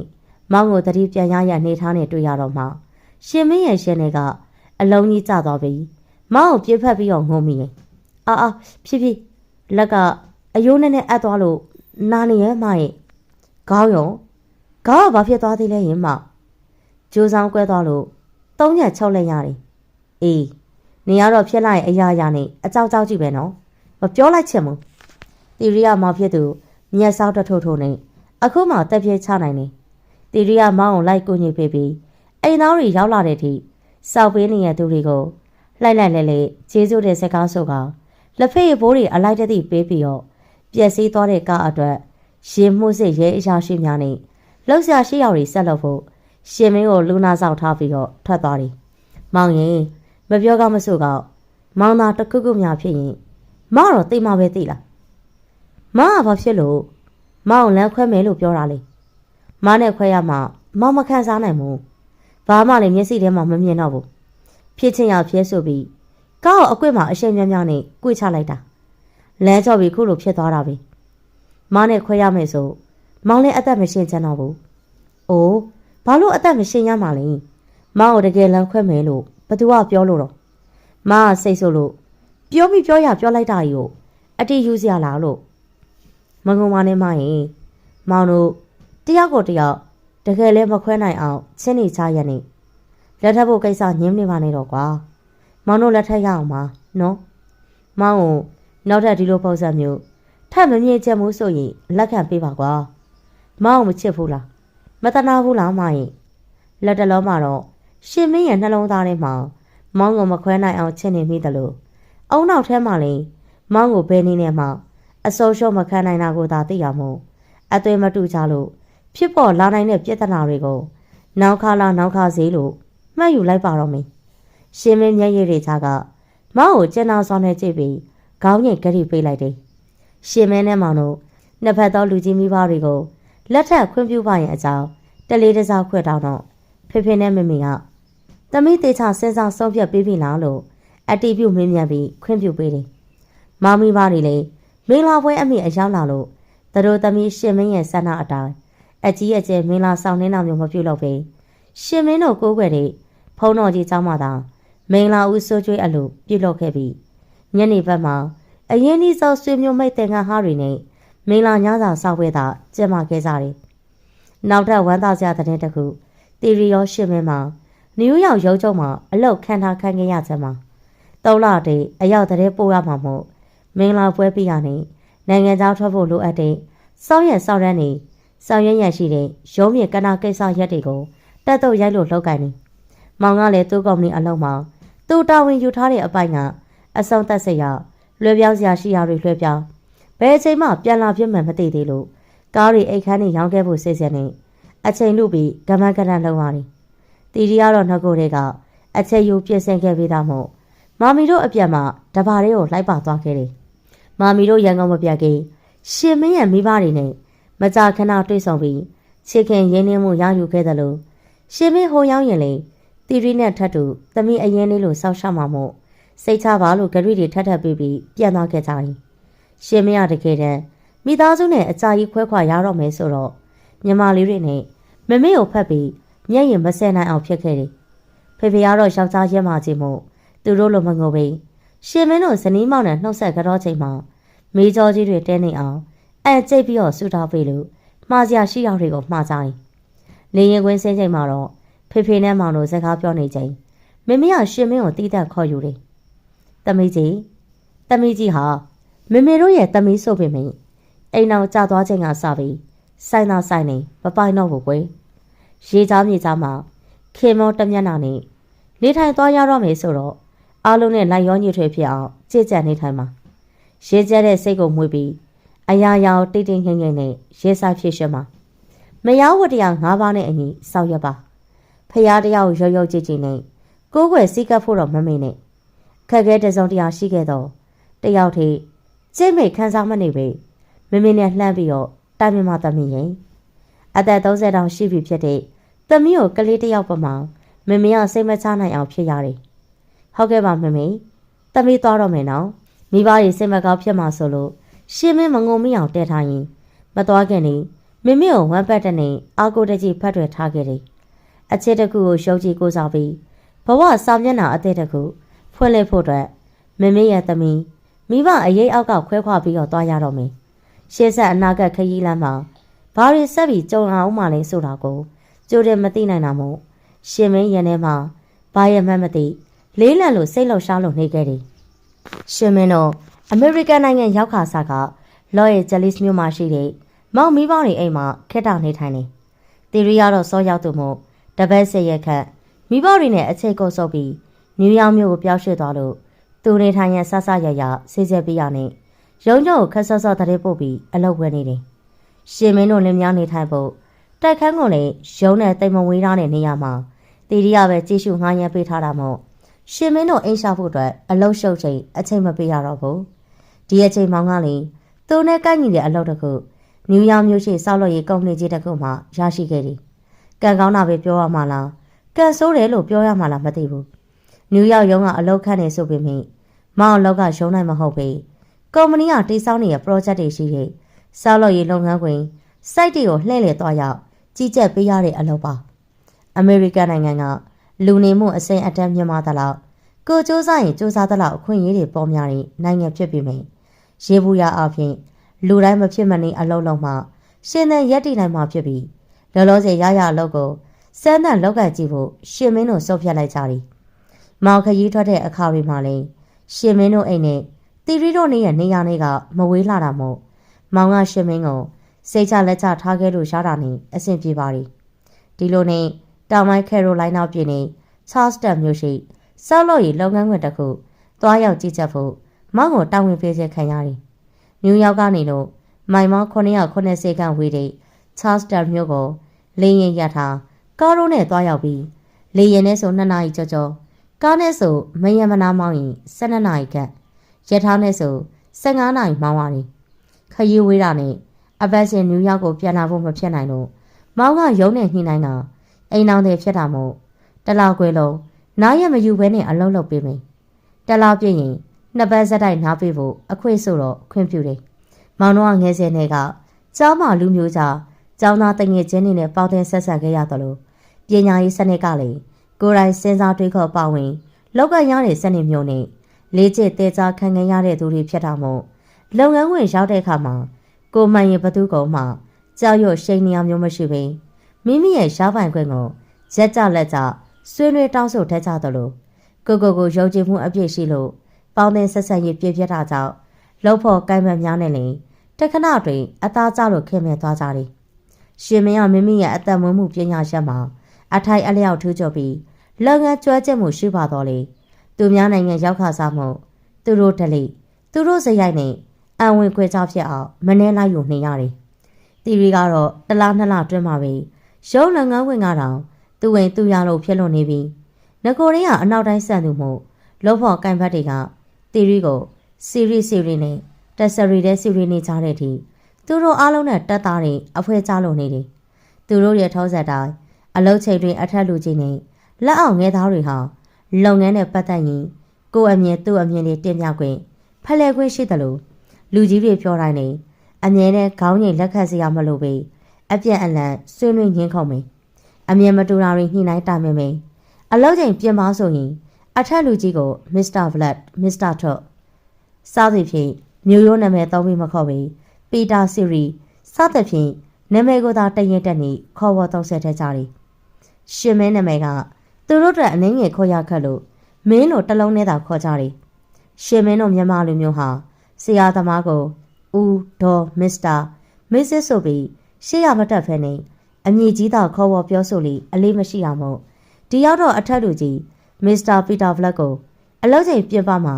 ပီတာလို့ခေါ်ဖို့နှုတ်တော့နေတတ်တယ်အမေရိကန်နိုင်ငံသားတွေနဲ့လက်ရောညီထွေနေတတ်တဲ့သူတွေကရုံးစိမ့်ရင်မိတ်ဆွေတွေနဲ့ဘားတို့ကလတ်တွေကိုသွားတနေ့တော့ပြန်မှန်းသမျှသွားရအပန်းဖြေတော်လေရှင်မင်းကတော့တေးရီခေါ်လို့အားနာလို့တစ်ခါမျှသာလိုက်သွားခဲ့ရဖို့ပဲမင်းဘလို့မှမနှိမ့်ချိုင်မပြော့မွေးတာနဲ့နောက်ပိုင်းဘလို့ခေါ်မလားဖြစ်တော့ဘူးမွေးနေ့ဝဲလို့ရာတို့တို့ဂုံပြူဝဲလို့နေတဲ့ကူပွဲလို့လူမှုရေးအရာမတော်မဖြစ်သွားရတဲ့ပွဲမျိုးကလွယ်ရင်ရှင်မင်းလျှောက်တတ်တယ်အဲ့ဒီအစားရုံးစင်းနာနဲ့အိမ်ပြရောက်ရင်ရေမိုးချိုးစားတော့ပြရနဲ့ဖျားဝတ်ပြုဂုံတော်တွေပွားများမြတ်တာဖို့တရားထိုင်စသည်တို့ကိုသာစိတ်နှလုံးချမ်းမြေ့စွာနဲ့နေ့စဉ်ပြုလုပ်တယ်အဲ့ဒီလိုအချိန်မျိုးဆိုရင်ရန်ကုန်မှာမိသားစုလိုက်ညစဉ်ဖျားကိုဝိအတူပြုတရားတူထိုက်ခဲ့တဲ့ငိမ့်ချမ်းတဲ့အချိန်လေးတွေကိုလွှတ်ဆွမှုပြီးမျက်ရည်ကျမိရထိခံစားတယ်ဒါပေမဲ့တလားပတ်စံနေအများကြီးရှောက်ပြီးမိဘတွေကိုလာဆင်ထောက်ပံ့နေနိုင်တဲ့အတွက်တော့ကြည်နေရတယ်လို့ဒါလေးနဲ့ပဲစိတ်ကိုဖြေရတယ်။မောင်ကတော့ရှင်မင်းကိုရောမရောက်ရင်ရောမလိုကြိတ်ရမယ်လို့မကြာခဏသတိပေးလို့သူအိမ်ပြန်နားနေချိန်မျိုးဆိုမိတ်ဆွေတငယ်ချင်းများနဲ့ဂဲသားတွေနဲ့ပါတီတွေကိုမရမကအတူခေါ်သွားတတ်တာမို့မတတ်တာလို့လိုက်ရတဲ့အခါတိုင်းရှင်မင်းမောင်စိတ်တွေညှဉ်းညူးကြက်တယ်။မောင်ကဒါတွေကိုသိပေမဲ့အလျှော့မပေးတတ်ခဲ့ဘူး။ညအိမ်မီမှိတ်ဖြော့လေးထိုးညင်လွှမ်းချုပ်ထားတဲ့အိတ်ခမ်းကျက်တွေရှိနှစ်ယောက်အိတ်ကလေးပေါ်မှာရှင်မင်းကကွေးလို့ထောင်ကလက်နဲ့ပိုက်ထားတဲ့ဒူးနှစ်ဖက်ပေါ်ခေါင်းလေးတစ်စောင်းတိတ်ရင်နဘေးမှာအိမ်မောကျနေတဲ့မောင်မျက်နှာချောလေးကိုတစိမ့်စိမ့်နဲ့ငေးကြည့်နေမိရင်အခုဆိုဘာလို့နဲ့ရှင်မင်းတို့အိမ်နောက်တက်တဲ့တက်နေပြည့်ခဲ့ပြီအိမ်နောက်တက်တာတက်နေပြည့်သွားတယ်ရှင်မင်းကနေရတဲ့နေမြေတဲ့အတွေ့အကြုံတက်တိုးတာဘကလင်းနေမယောင်ကိစ္စတွေဟာအခုထိတိုင်အသားတကြမရှိဘူးအိမ်နောက်ဦးကလာအချိန်မကြသေးခင်အချိန်ဒီတုန်းကမောင်ရောရှင်မင်းမှာအလုတ်တွေရှုပ်စိတ်ဖိစီးမှုတွေများခဲ့တာမို့ချင်းမုံရေးရဘက် မောင်သိပ်ပြီးအာယုံမဆိုင်နိုင်ခဲ့တာမို့ရှင်မင်းအောင်စိတ်ပင်ပန်းမှုတွေကြားနေတနည်းတစ်ဖုံတော့လွတ်မြောက်တတ်တာနေတဲ့လို့တော့ရှိခဲ့တယ်အလုံးအကိုင်းဝင်းဝင်းလူမှုရေးတွေတစားတဲ့တစားတည်ငြိမ်အနေထိုင်လာချိန်မှာတော့မောင်ကတလောက်ခွဲနေမှတခါအိမ်ပြန်လာခွင့်ရှိရမို့ရှင်မင်းမောင်ကိုလွမ်းရတာသာရှိတယ်မောင်ကအနားမှမရှိရမို့ကိုယ်စိတ်တိုင်းကြလွတ်လွတ်လပ်လပ်နေထိုင်ခွင့်တော့ရှားခဲ့တယ်ဒါပေမဲ့မောင်အိမ်ကိုနှစ်ပတ်ပြန်လာရတော့မယ့်ရက်တီနီးလာခဲ့ပြီဆိုရှင်မင်းစိတ်တွေလေးလံလို့ကြောက်တယ်လို့ပြောတယ်လို့နဲ့စိတ်တွေရှုပ်ထွေးရပြန်နေပြောရဲဆိုတာကမောင်နဲ့တူရှင်းနေရမယ့်ရက်လေးတွေဟာမိခင်တယောက်ကကိုရောစိတ်ပါပင်မနန်းနဲ့လာတဲ့သားငယ်ကိုစောက်ရှောက်ပေးတယ်လို့မျိုးမောင်ကြိုက်တတ်တဲ့အစားအစာတွေချက်ကြွေးမောင်ကိုနှိမ့်နေပြီးမောင်ရေဖွဲတဲ့မြလုပ်ငန်းဝင်အခက်ခဲတွေစိတ်ဝင်တစားနားထောင်မျှယူခန်းစားပြီးမောင်သွားခြင်းတဲ့နေရာတွေအတူလျှောက်လေပြီးစသည်ဖြင့်မောင်ကိုအသေးစိတ်ကအစစိတ်ပါလက်ပါဂယုတဆိုင်ပြုစုရွရပေးခြင်းမိခြင်းကိုဆိုလိုတာတော့ဖြစ်တယ်။ကြောက်တယ်ဆိုတာကအခုလိုအကြာကြီးခွဲနေရပြီးမှပြန်ရောက်လာရင်မောင်ကစုပြုံချုပ်ထိတ်ထားရတဲ့အလိုရမတ်စမ်းသားတွေရေကားတာကြိုးပြတ်တယ်လို့အရှိန်မျိုးနဲ့တော်ချပြုမှုတတ်တာကြောင့်တော့ဖြစ်တယ်။သူစမ်းသားရှိတဲ့အခါတိုင်းအချိန်မရွေးနေရမရွေးကြကြတတန်ဆက်ဆက်တတ်တာမို့ရှင်မင်းဟာကြီးလန်းစာစားရတယ်လို့ရင်တထိတ်ထိတ်နဲ့စိုးရွံ့ကြောက်လန့်နေရတယ်။တခါသူတငယ်ကျတယောက်ရိတ်စေးဆက်ဝယ်ပါတီကိုတွားတတ်တော့ကအားလုံးကတောက်ဆမှုယူပြီးတောက်ချနေချိန်မှာမိုးနေတဲ့မောင်ကရှင်မင်းကိုတန်းစင်ကန်းနဲ့ဆွဲခေါ်ပြီးအထက်ထက်တောင်းပန်နေတဲ့ကြားရင်ဂယုမဆိုင်ပြီးအတင်းအဓမ္မချစ်တင်နှောခဲ့ဘူးလေစိတ်မလုံးချုံမှုအလိုမတူပေအတင်းအကျပ်ဆက်ဆက်ခံရမှုတွေကြောင့်မောင်မျက်နှာနောက်ထပ်မကြည့်ချင်တော့အောင်အော်လီဆန်သွားခဲ့ရဘူးလေပထမဦးဆုံးအချိန်အလိုမတူပဲပန်းဦးချွေခံခဲ့ရတဲ့အချိန်ပြောမပြတဲ့အောင်နှမျောကြည့်ခွဲရတဲ့ခန်းစားမှုမျိုးကြိမ်ကြိမ်ခါခါခန်းစားနေရနေ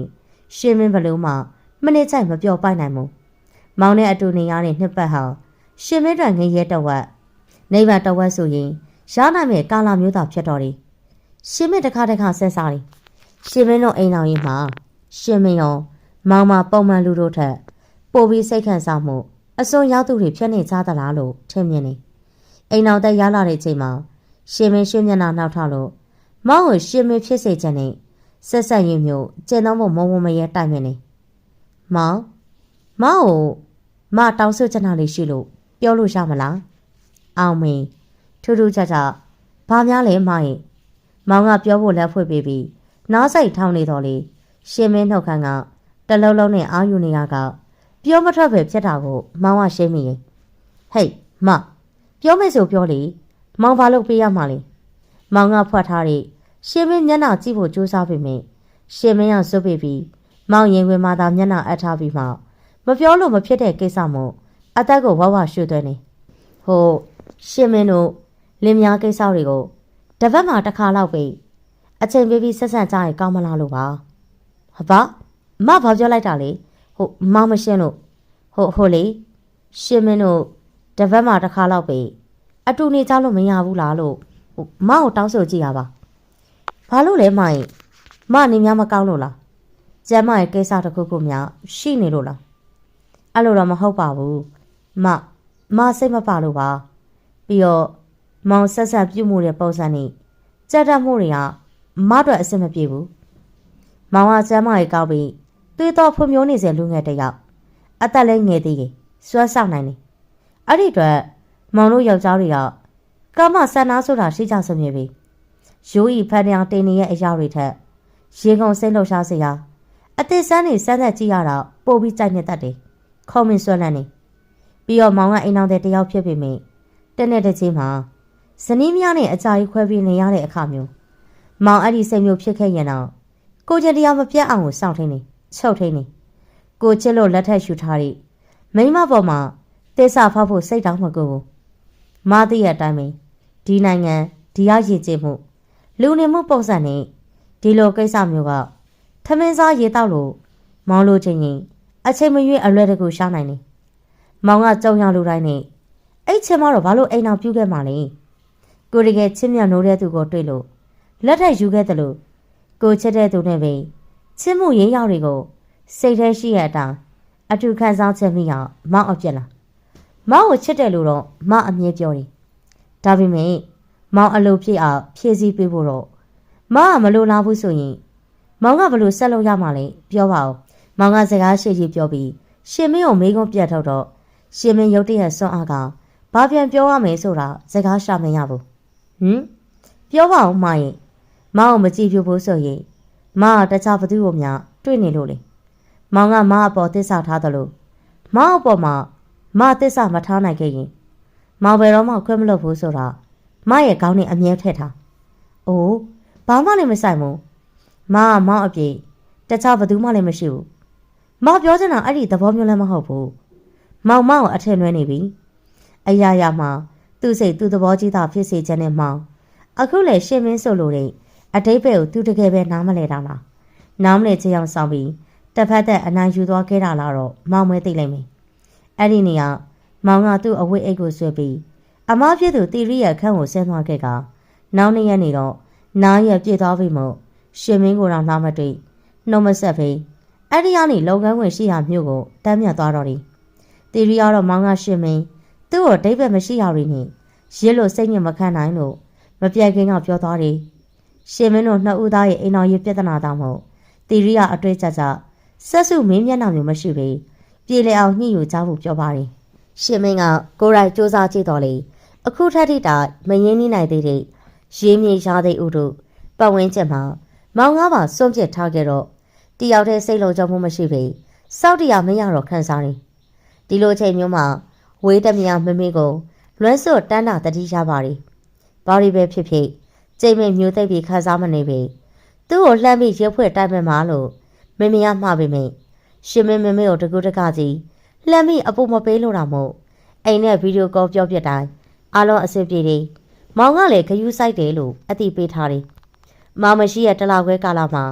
ရှင်မင်းရပဲအရင်စလို့မောင်ကိုလှမ်းချော့ပါတော့လေမောင်ကတိတ်မကြည်လင်သေးသလိုတော်ရုံနဲ့စိတ်ကမပြေပေစကားနဲ့ခနဲ့တက်ပြန်ပြောတာကိုစိတ်ရှိသီးခံရတယ်ရှင်မင်းကခံစားနေရတဲ့စိတ်ဝေဒနာတွေရောပါတတ်တာစေဖို့အတွက်ဖျားအလော့တရားအလုပ်တွေကိုသာပို့ပြီးဖိဖိစီစီလုံးမိရင်ရှင်မင်းကတရားအကြောင်းဆွေးနွေးရတာဝါသနာထုံးသူမို့လိုင်းပေါ်မှာဝိပဿနာတရားကျင့်စဉ်နေစိတ်ဝင်တဲ့စာလေးလာကျင့်ကြံအားထုတ်နေသူများနဲ့ဖွဲ့စည်းထားတဲ့ Facebook group အဖွဲ့ကိုအဖွဲ့ဝင်ထားမိရာကဂျပန်နိုင်ငံမှာအခြေချနေထိုင်ပြီး9ရက်သားသမီးအပေါင်းကိုဟဲလာအဖြစ်ဟယ်လီပရာဟိတကုသိုလ်ပြုပေးတဲ့မမတိုးနဲ့တည်ကျွမ်းခင်မင်ခဲ့ရတယ်။ထိုအမတရားသူတွေကိုအလွယ်တကူကျင့်ကြံသိမြင်နိုင်တဲ့ပါရမီရှိသလိုရှင်းမင်းသိလို့တဲ့မရှင်းလင်းတဲ့တရားတွေကိုလေ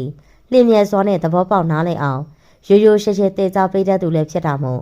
ရှင်မင်းကအမကိုတစားတဲ့တစားလေးစားခင်မင်ကယုံကြည်စွာနဲ့အားကိုးလာခဲ့ပြီးရှင်မင်းရင်ဆိုင်ကြုံတွေ့နေရတဲ့အိမ်တော်ကြီးပြဿနာတွေကိုရင်ဆိုင်တိုင်ပင်ခဲ့ပါတယ်။ဂျပန်နိုင်ငံကမမတို့ကဟယ်လီခံယူဖို့လိုအပ်နေသူတွေအခါချင်းဝင်မယူပဲမြတ်တာစေတနာအရေးငံနဲ့ကုသိုလ်ဖြစ်ကိုကြီးပေးတာမို့လို့ထင်ပါတယ်။သူနဲ့တဦးချင်းဆွေးနေပြီးနှစ်သိမ့်မှုခံယူလိုသူတွေများတာဖြစ်တော့ရက်ချင်းရဖို့လားတွေနဲ့ချီပြီးစောင့်ဆိုင်ရတတ်တယ်။ရှင်မင်းကတော့မမတို့ကခင်မင်နာနဲ့တီးတဲ့အချိန်ဖဲထားပေးပြီးဗီဒီယိုကောနဲ့ရှင်မင်းရင်ဖွဲ့တိုင်ပင်သမျှစိတ်ပါလက်ပါအလေးနဲ့ထားလို့နားထောင်ပေးခဲ့တယ်။ဒါပြင်သူသိလိုတာတွေကိုစိတ်ဝင်တဲ့စာအသေးစိတ်ပြန်လည်မေးမြန်းပြီးမှလူအမျိုးမျိုးစိတ်အထွေထွေဆိုသလိုပဲတမီသားစုနဲ့တမီသားတအိုးတအိမ်ထူထောင်ကြတဲ့အခါဇနီးမောင်နဲ့စုံတွဲတဲ့တိုင်းမှာမယိုးနိုင်တဲ့ပြဿနာတွေတစ်ခုမဟုတ်တစ်ခုတော့ရှိနေတတ်ကြစမြဲပါအပေါ်ရဲ့ကြည့်မယ်ဆိုရင်တော့ညီမလေးတို့ရဲ့ပြဿနာကဘာမှလည်းမပြောပလောက်ဘူးလို့ထင်မိမယ်စိတ်ပိုင်းရုပ်ပိုင်းဆိုင်ရာမညီမျှမှုတွေတော့ရောထွေးနေတယ်ကိုထွန်းမြတ်ကရောညီမလေးလိုပဲဘာသာရေးကိုထက်ထဲဝင်ဝင်ယုံယုံကြည်ကြည်လိလာလိုက်စားတတ်တဲ့သူပဲလားမဟုတ်ဘူးမမောင်ကမယိုးဖလားဗုဒ္ဓဘာသာဝင်လို့ပဲပြောရမယ်ထင်တယ်လူငယ်လဲလူငယ်မို့တချို့ဘာသာရေးအယူအဆတွေကိုတော်ရုံလက်မခံမေပြန်လည်မေးခွန်းထုတ်တယ်လို့ရှင်မင်းကသူ့နားနဲ့လက်ခံလာအောင်မနေ့ရှင်းပြရတတ်တယ်ကျိုးချောင်းစီလုံးမှလက်ခံတတ်တဲ့သူမျိုးပါရှင်မင်းတို့မိသားစုကတော့ဘာသာရေးကိုက်ဆိုင်ကြပြီးတရားနဲ့မွေးလျော်တက်ကြသူတွေမို့မောင်တို့နေရတော့အနေအထိုင်အလေးထားတွေအတော်လေးတော့ကွာခြားတယ်ရှင်မင်းတို့ကတော့နေ့စဉ်ဖျားဝတ်ပြုတရားထိုင်းဆိုတဲ့ကိစ္စတွေနေတတူဝအဖြစ်ပြုနေဖြစ်တဲ့ဝတ်တရားတွေပါဒါအောင်မောင်ကနေဘက်ဆိုလေတနေ့လုံးအလုပ်သွား ညာဘက်အိမ်ပြလာတော့လေဖះတရားလုံးနေသူ့အတွက်အချိန်မပေးလို့ဆိုပြီးဖះဖြစ်မိန်အုံနေခဲမကြီးရင်တော်ရုံမှန်လို့ပါလို့တော့ခနဲ့တက်သေးတာနှစ်ယောက်သားအသွင်မတူပေဘလို့များအိမ်သူအိမ်သားတွေဖြစ်လာကြတာလေကွယ်ဘာပဲဖြစ်ဖြစ်နှစ်ဘူးစာပါလို့ပေါက်ဖက်ကြားရပြီဆိုတဲ့အခါမှာတယောက်ရဲ့အားနဲ့ချက်ကိုတယောက်ကအတက်နိုင်ဆုံးနားလေသိခတ်ပြီးအပေးယူညံ့ညံ့ညှိညှိနိုင်နိုင်နဲ့ပြေးလဲအောင်ဖြစ်ရှင်းရမှာပြီအဲ့လိုမှမဟုတ်ခဲ့ရင်တဘဝလုံးအချိန်နဲ့အကြာတီ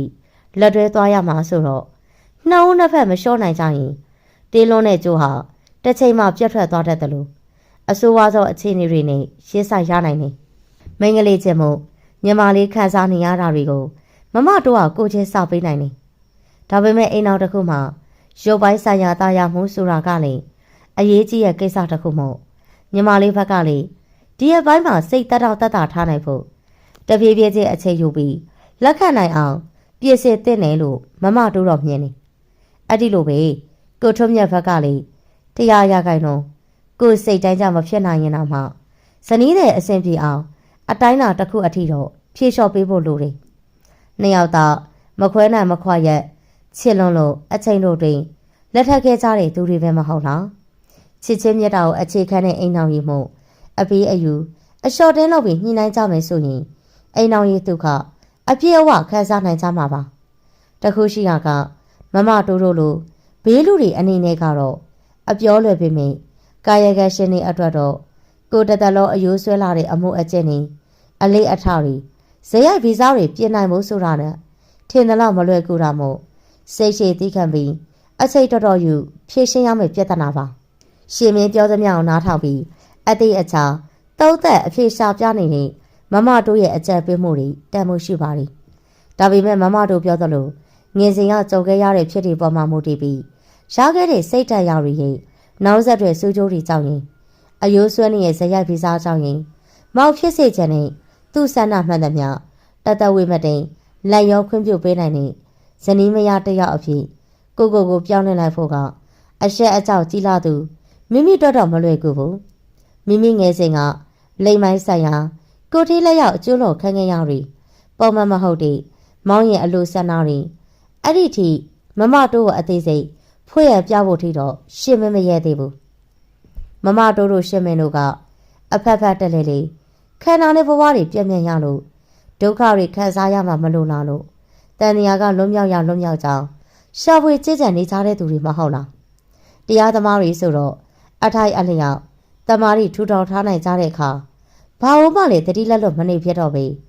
အရာရာမှာအတိတတိကပ်ပြီးစေကျလာနိုင်နေအကျိုးကျေးဇူးကိုခံစားလာကြရတယ်မဟုတ်လားအဲ့ဒီတော့မမတို့နောက်ထပ်တွေးမိတာကကိုထုံးမြတ်ကိုလေအခုထပ်ပို့ပြီးသူ့စိတ်ကလေးတည်ငြိမ်လာအောင်အလို့ဆန္ဒတွေကိုညံနေရှင်းပြီးတတိပြုစဉ်းစားချစ်ချိန်တက်လာအောင်ရှင်မင်းအောင်ကြိုးစားပြီးဝိပဿနာတရားပွားများကြည်ကြံမှုတဖြည်းဖြည်းချင်းစီယုံဆွဲခေါ်ကြည့်ပါလားကွယ်။ဩဖះတော်မမတ်ရှ िख ိုးလေးမရှိတဲ့ဖះကိုဖေမိုးတောင်းထောင်အောင်ရှ िख ိုးဖို့နေဖို့ထက်နှလုံးသားထဲမှာဖះဟောတရားတွေကိန်းအောင်နေတာလက်တွဲမှာအဲ့ဒီအတိုင်းလိုက်နာကြက်ကြံတာကပုံမကောင်းမှုလားမှရင်တမင်အနိုင်ရအောင်စကားကပ်ပြောလေးရှိရမှန်းကိုတရားတိုင်းကိုဆွေးရမှလေတော်တော်မလွယ်တဲ့ကိစ္စပါဟုတ်ကဲ့ပါမမတို့ရှင်မင်းဒီတစ်ခါမောင်းပြလာရင်စူးစမ်းကြည့်ပါမယ်အေးပါကွယ်မမတို့ကတော့ရှင်မင်းတို့အိမ်တော်ရင်အဆင်ပြေတာရတယ်ဆိုတာပဲကြားချင်နေအခုမမတို့စိတ်ထဲမှာအာယုံပြုတ်ပြီးညီမလေးတို့ရဲ့ခန္ဓာကိုယ်ကစွမ်းရည်ပုတ်ဦးချက်ခရာတွေတစ်ခုချင်းစီကိုစွမ်းအင်းနဲ့တဆင်ပို့လို့ပြီးနာကျင်မှုစိတ်ဖိစီးမှုတွေတက်တာအောင်ပိတ်ဆို့နေတဲ့ရုပ်ပိုင်းစိတ်ပိုင်းဆိုင်ရာမညီမျှမှုတွေရောပါအောင်ကူညီပေးပါမယ်လက်ကို80တန်းလက်ဝါးလေးတွေထောက်ပြီးမမရဲ့လက်တွေကိုထိထားတယ်လို့တွေ့ရင်မျက်လုံးတွေမှိတ်ပြီးခံယူပေးတော့မမတို့ကဂျပန်စွမ်းရည်ကုထုံးပုံစံရိုက်ခင်နီကိုအတောက်ပြုတ်ပြီးရှင်မင်းတို့ဇနီးမောင်နဲ့နှစ်ယောက်စလုံးကိုအာယုံပြုလို့စိတ်စွမ်းအင်ပို့လို့ကုသတယ်လူတို့ရဲ့စိတ်ကအလွန်ထူးဆန်းတာမို့မိမိရဲ့စိတ်ကအောင်မြင်တယ်လို့အသေးအချာယုံကြည်ထားခဲ့ရင်ဒီအရာခရီးတစ်ဝက်ပေါင်းမြောက်အောင်မြင်ပြီးဖြစ်တယ်ဆိုတာကြားဖို့ပါတယ်ရှင်မင်းကလည်းမမတို့ပေးတဲ့စိတ်ခွန်အားတွေကြောင့်စိတ်တွေကြည်လင်ပေါ်ပါနေကမောင်းတဲ့ဗီဒီယိုကိုပြောတဲ့အချိန်မှာမ ကြုံစဘူးလေဘေးတွေဖြောင်းနေလို့အခါတိုင်းလိုငင်းခုန်ရဖြစ်ရတာမျိုးမရှိပေအဲ့ကိစ္စအလုပ်ကိစ္စလူမှုရေးကိစ္စတွေအေးအေးဆေးဆေးတိုင်ပင်ဆွေးနွေးပြကြတယ်မောင်လေးစိတ်ပြေသွားပြီဖြစ်လို့ရှင်မင်းကိုတိတ်လွမ်းနေကြောင်းရှင်မင်းနောက်ကမှလည်းဟောရဲရဲမနေပေ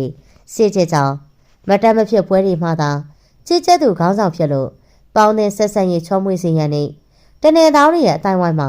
ဝင်ဆန့်စေဖို့အတွက်တက်ခွက်တက်ဖလားမောပြက်ကြောင်းတွေကိုစီကပတ်ကုတ်ပြောပြတယ်အခုလိုတရင်ကအချင်းချင်းမျိုးလေးဟာစိတ်ချမ်းသာစရာကောင်းလွန်လာလို့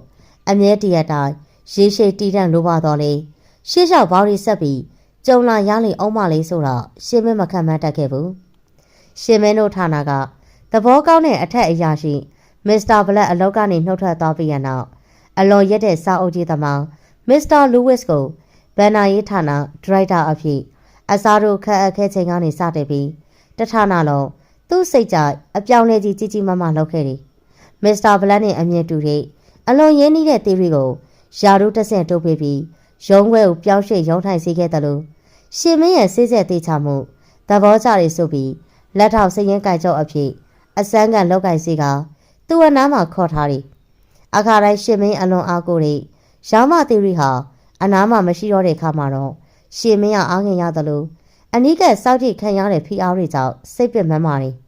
ဆရာသက်ကပုံမှန်လှုပ်ရိုးလှုပ်စင်အတိုင်းမဟုတ်ဘူးလှုပ်ပုံလှုပ်နည်းတွေပြောင်းခိုက်ခဲ့လို့အခုလိုဘန်နာနဲ့တက်နေရင်နောက်ဆုံးပိုက်ချကာလနေ့ချုပ်စရင်တွေပြည့်စင်ရနောက်နှစ်တက်ဘတ်ဂျက်ရေးဆွဲရနေ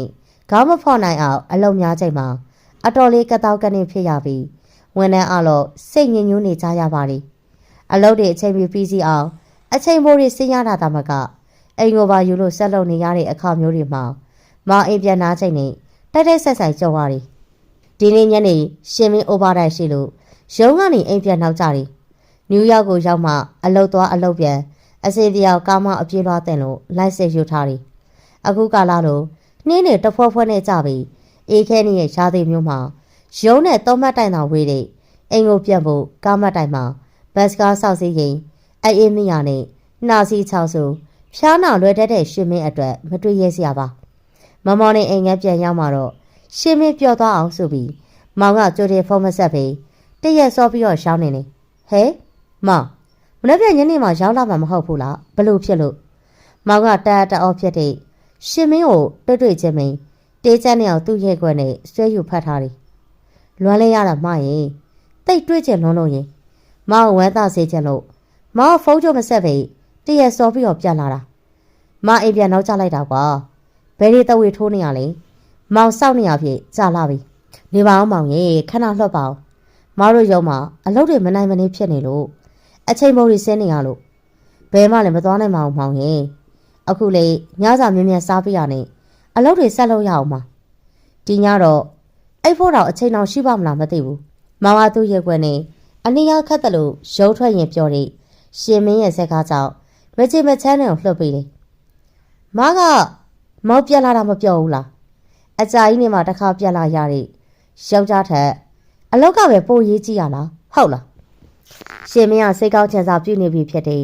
မောင်ကိုချောတဲ့နေနဲ့မျက်နှာချိုးသွေးလို့ရှင်းပြရင်မောင်ခါးလေးကိုလှမ်းဖက်တော့မောင်ကရှင်မင်းလက်ကိုခက်ချက်ချက်လေးခွာပြီး TV ရှေ့ဆိုဖာမှာ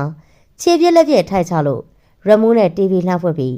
ရှူတူတူမျက်နှာဖေးနဲ့ TV စီစဉ်နေထိုက်ကြည့်ခါတိုင်းလို့ဆိုမောင်စိတ်ပြည့်ရထိချော့မော့ပြီးညစာအတူစားရုပ်ရှင်အတူကြည့်ပေးဖြစ်မှာဖြစ်ပေမယ့်အခုတော့အသက်တော်ဖြောက်ဖြောက်မရှူနိုင်လောက်အောင်အလုပ်တွေပြင်နေရရင်ရုံးမှာအထက်အရာရှိရဲ့အနီးကစောက်ကြည့်ပြောဆိုခံနေရလို့စိတ်ဖိစီမိုးကျနေရရဲ့ကြောင့်လူကနှုံးချိနေပြီးစိတ်လိုလက်ရမချော့ဖြစ်ခဲ့ဘူးမောင်ဘိုက်စားလားညစာဘာချက်ပေးရမလဲမိတာကိုပကြားချင်အောင်စောင့်တာနဲ့ရှင်မင်းထက်မမေးတော့ကိုလည်းအလွယ်တကူပဲရေခဲတက်တောက်ထဲမှာရှိတဲ့နူဒဘူးကိုထုတ် ready made cheese ဘာဂါတစ်လုံးကို microwave oven ထဲကိုထည့်လို့မှွေပြီးညစာပြီးလိုက်ရပါတယ်ရှင်မင်းအပြစ်မှအေးထက်ခက်လာရတာမို့ရေမချိုးချင်တော့ပဲရေချိုးကန်းနဲ့ဝင်ကရေဘူးနဲ့ကိုလည်းတက်ဆက်နေတော့အိတ်ခါတကားဖွင့်တဲ့အပြင်းကစောက်ပိတ်တက်နေကြရတယ်မောင်ကသူ့ကိုဆန္ဒပြလို့အပြစ်ထွက်သွားပြီလို့ထင်ပါတယ်အဲ့ဒီညကညအတော်နောက်ကျတဲ့အထိရှင်မင်းအလုပ်တွေမပြီးသေးတော့လေတဝက်တစ်ပြက်နဲ့လက်စားတက်လို့မောင်ပြန်အလားကိုစောင့်ရင်ဖျားဝှက်ဖြုတ်ဗရီစိတ်နေတယ် နောက်တနေ့မနက်တော့ကူးစားပြုတ်နေပြီဖြစ်တဲ့အချိန်ကြမှာအရက်တွေမိုးအောင်တောက်ပြီးမောင်ကပြန်ရောက်လာကထုံးစံတိုင်းသူ့သဘောကျရှင်မင်းကိုပြုတ်မှုဆက်ဆက်ပြီးအိမ်မောကျသွားတယ်ကိုဇနီးမဘလို့စိတ်ချင်းနေပြီးအခက်ခဲတွေစိတ်ဖိစီးမှုဝမ်းနဲ့အားငယ်မှုတွေစိတ်မလုံးချုံမှုတွေရှိနေလိမ့်မလဲလို့ဘယ်တော့မှမောင်မတွေးပေးတတ်ခဲ့ဘူးအမြဲတမ်းမောင်သဘောကျနေပြီးတယ်မောင်အလူကိုလိုက်အကြိုက်ဆောက်ပေးနေတဲ့ရှင်မင်းကလည်းခံစားတတ်တဲ့နှလုံးသားနဲ့လူပဲမို့တကူကောင်းဆက်လုံးနဲ့သူ့လိုတစ်ခုတည်းကိုသာတစ်ဖက်သက်ကြည့်တတ်တဲ့အနာယူဖို့ကြလို့တော့ရမက်စိတ်ပြင်းထန်တဲ့မောင်ကိုရှင်မင်းစိတ်ပြက်စိတ်ကုန်နေဒီလိုအကျဉ်းစရိုက်ရှိသူနဲ့အိမ်တော်ပြုတ်ခဲ့ခြင်းဟာမှားသွားခဲ့ပြီလားဆိုတဲ့နောင်နာစိတ်ကဝင်လာတယ်နောက်တနေ့မနေ့စောစောရှင်မင်းယုံသွားဖို့ပြည့်စက်နေချိန်မှာမောင်အိမ်ယာကားတွေနှိုးလာတယ်မောင်ကရှင်မင်းတော့တမျှအိမ်ယာဘောကလိုက်ကြည့်နေခဲ့ပြီမြင်ဘာစကားမှလည်းမပြောသလိုရှင်မင်းကလည်းပထမဦးဆုံးအကျင့်အဖြစ်မောင်စိတ်မကြည်သေးရသိရနဲ့ခါတိုင်းလိုကိုဟာစအလျှော့ပေးလို့မခေါ်ဖြစ်ခဲ့ဘူးမောင်ရဲ့လုံးရက်တီကြောင့်ရင်ထဲမှာချိတ်ချိတ်ခါခါနာရခဲ့သည်များဒဏ်ရာတွေတဖြည်းဖြည်းနဲ့ဆုပ်ပုတ်ပြီးအဆောက်တစ်ခုပမာဒူးနဲ့တဲနဲ့ကြီးထွားလို့လည်းလာခဲ့တယ်ဒီတစ်ခါမောင်ပြန်လာပြီးရက်အတော်ကြတဲ့အထိမောင်မျက်နှာတုံ့မုံနေလို့နှစ်ယောက်သာစကားဟဟမပြောဖြစ်ကြတဲ့အပြင်ရှင်မင်းကိုအရွယ်တိုက်လို့ရှင်မင်းရှိချိန်တွေကိုရွှေ့ပြီးအိမ်မှာတိတ်ငယ်ချင်းမိတ်ဆွေယောက်ျားလေးတွေသာမကမိန်းကလေးတွေပါခေါ်လို့ဝိုင်းဖွဲ့တောက်စားစုညံတတ်ကြတယ်ရှင်မင်းကလေအလုပ်တွေအိမ်အထိယူလုံးနေရတာမို့သူတို့အပြင်မှာတောင်းကျမ်းနေချိန်အိတ်ခမ်းထဲမှာတယောက်ထိအလုပ်လုပ်နေသလိုဖျားဝတ်ပြုမြစ်တာဖို့အမျှဝေတရားထိုင်ခြင်းကိုလည်းနေစမပြတ်ပြုလုပ်ရင်းညီညွန်းနေရမိမိရဲ့စိတ်ကို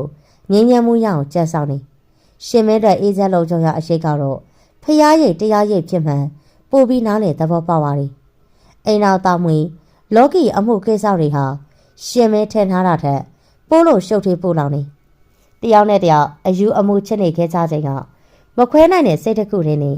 ဘာဦးမှလည်းမစဲစားနိုင်တော့ပေဖြစ်လာသမျှဖြည့်ရှင်းမယ်လို့ခက်လွတ်လွတ်လေးတွေ့ပြီး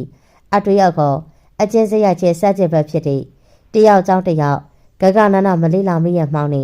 အလင်းဆက်လို့လက်ထက်တယ်ဘသူမပြုတ်မိမိမုန်းဆိုသလို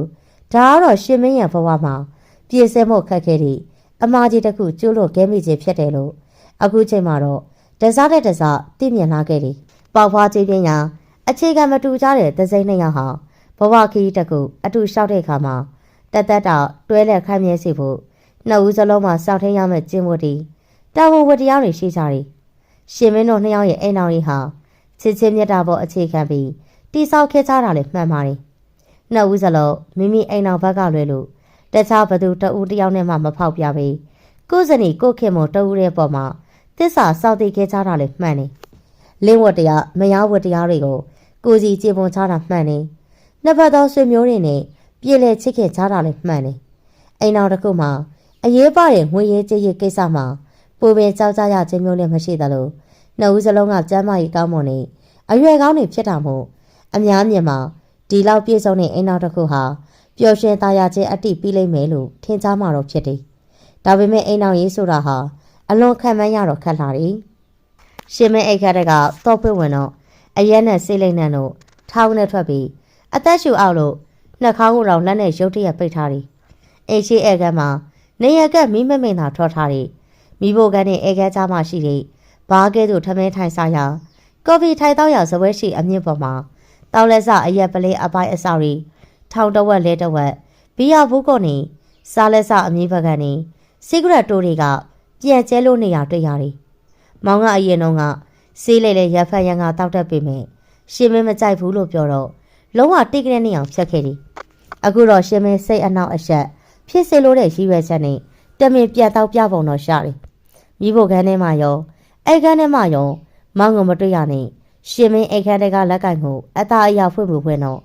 ့မောင်အိတ်ရာပေါ်မှာကန့်လက်ဖြတ်လို့လှည့်ရည်တယောက်ယောက်နဲ့ခတ်တိုးတိုးဖုံးပြောနေတာတွေ့တာနဲ့ရှင်မင်းသူ့ကိုတစ်ချက်သာကြည့်လို့အဝိစားလဲဆရှိရလေညစာပြည့်စည်ချက်ပြုတ်ဖို့အတွက်အခန်းထဲရောက်ထွက်ဖို့ပြည့်ချိန်မှာမောင်ကဘလို့လဲတော့ရှင်မင်းပိုက်ဒီမှာခမည်းယောက်ျားကြီးတယောက်လို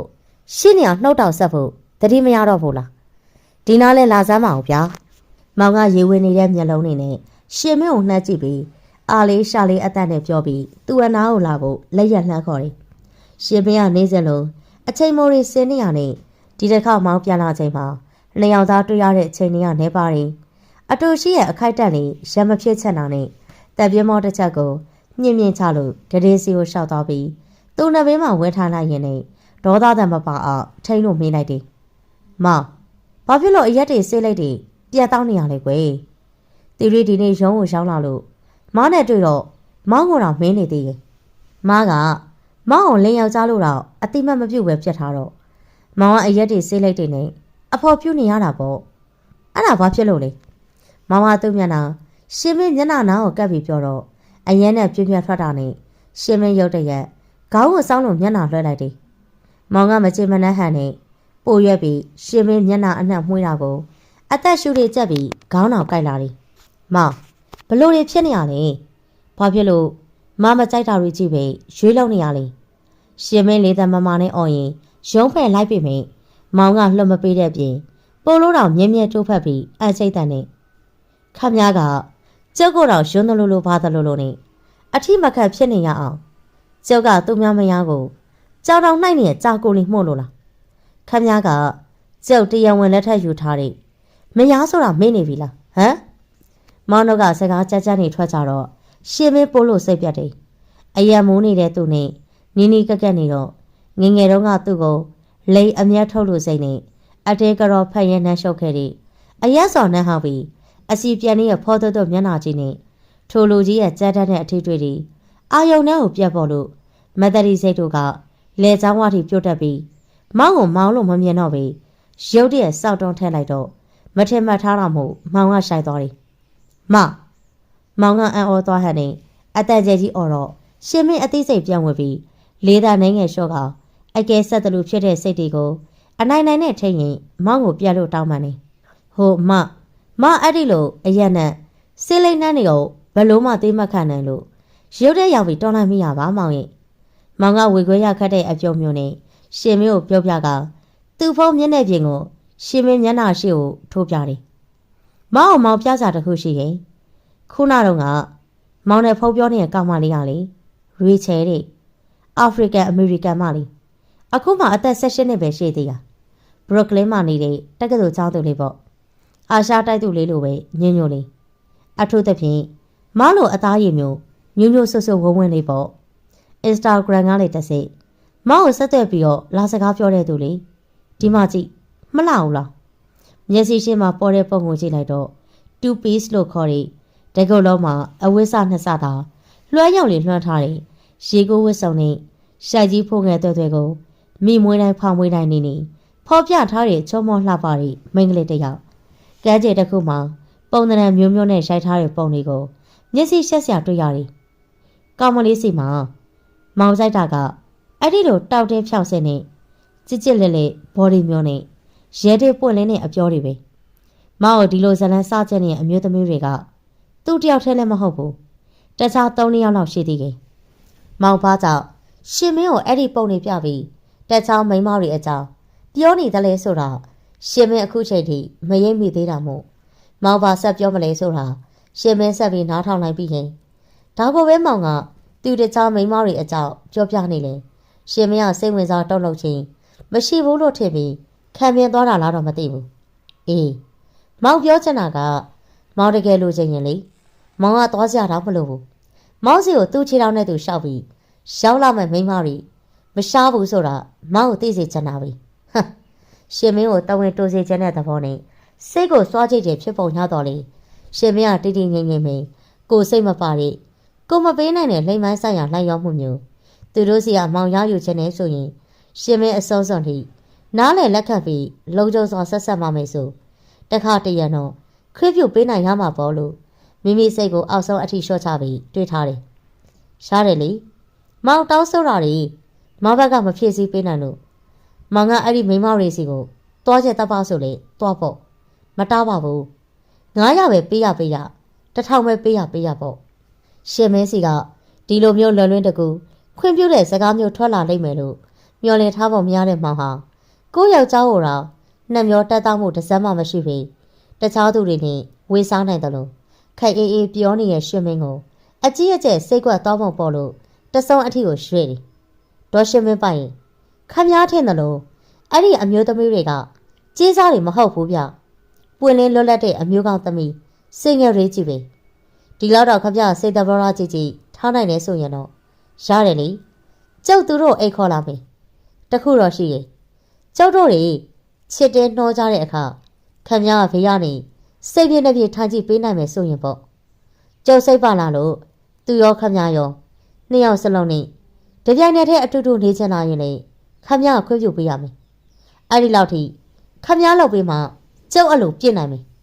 ရှင်မင်းကတသက်နဲ့တကူတခါမှမကြဘူးတဲ့တောင်းဆိုမှုကြောင့်ရှက်ကြောက်ရွံရှာစိတ်တို့နဲ့အော်လီဆန်ကတကူလုံးစက်သိန်းနဲ့တပြန်းပြန်းနဲ့ထားလာတာနဲ့တူတစ်ချိန်တည်းမှာမောင်းကိုအထည်ကြီးထားခဲ့သမျှတွေဟာလေတထိုင်နဲ့ပျောက်ကွယ်လို့တွားရလို့ခန္ဓာကိုယ်အသွေးသားတွေတစုံတရာအကြီးအကျယ်ဆုံးရှုံးလိုက်ရတယ်လို့ခံစားလိုက်ရတယ်ဝဲတက်လာတဲ့ပြည့်ရည်တွေမျက်တောင်တစ်ဖြက်ဖြက်နဲ့ခတ်ထုတ်လို့အသက်မတုံအောင်အနိုင်နိုင်နဲ့ထိန်ရင်ရှင်ဟာ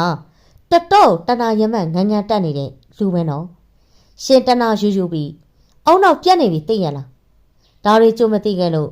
ရှင်လိုလူယူခဲ့မိဟာကျမရဲ့မဟာအမှားပဲဒီလိုပုံစံမျိုးနဲ့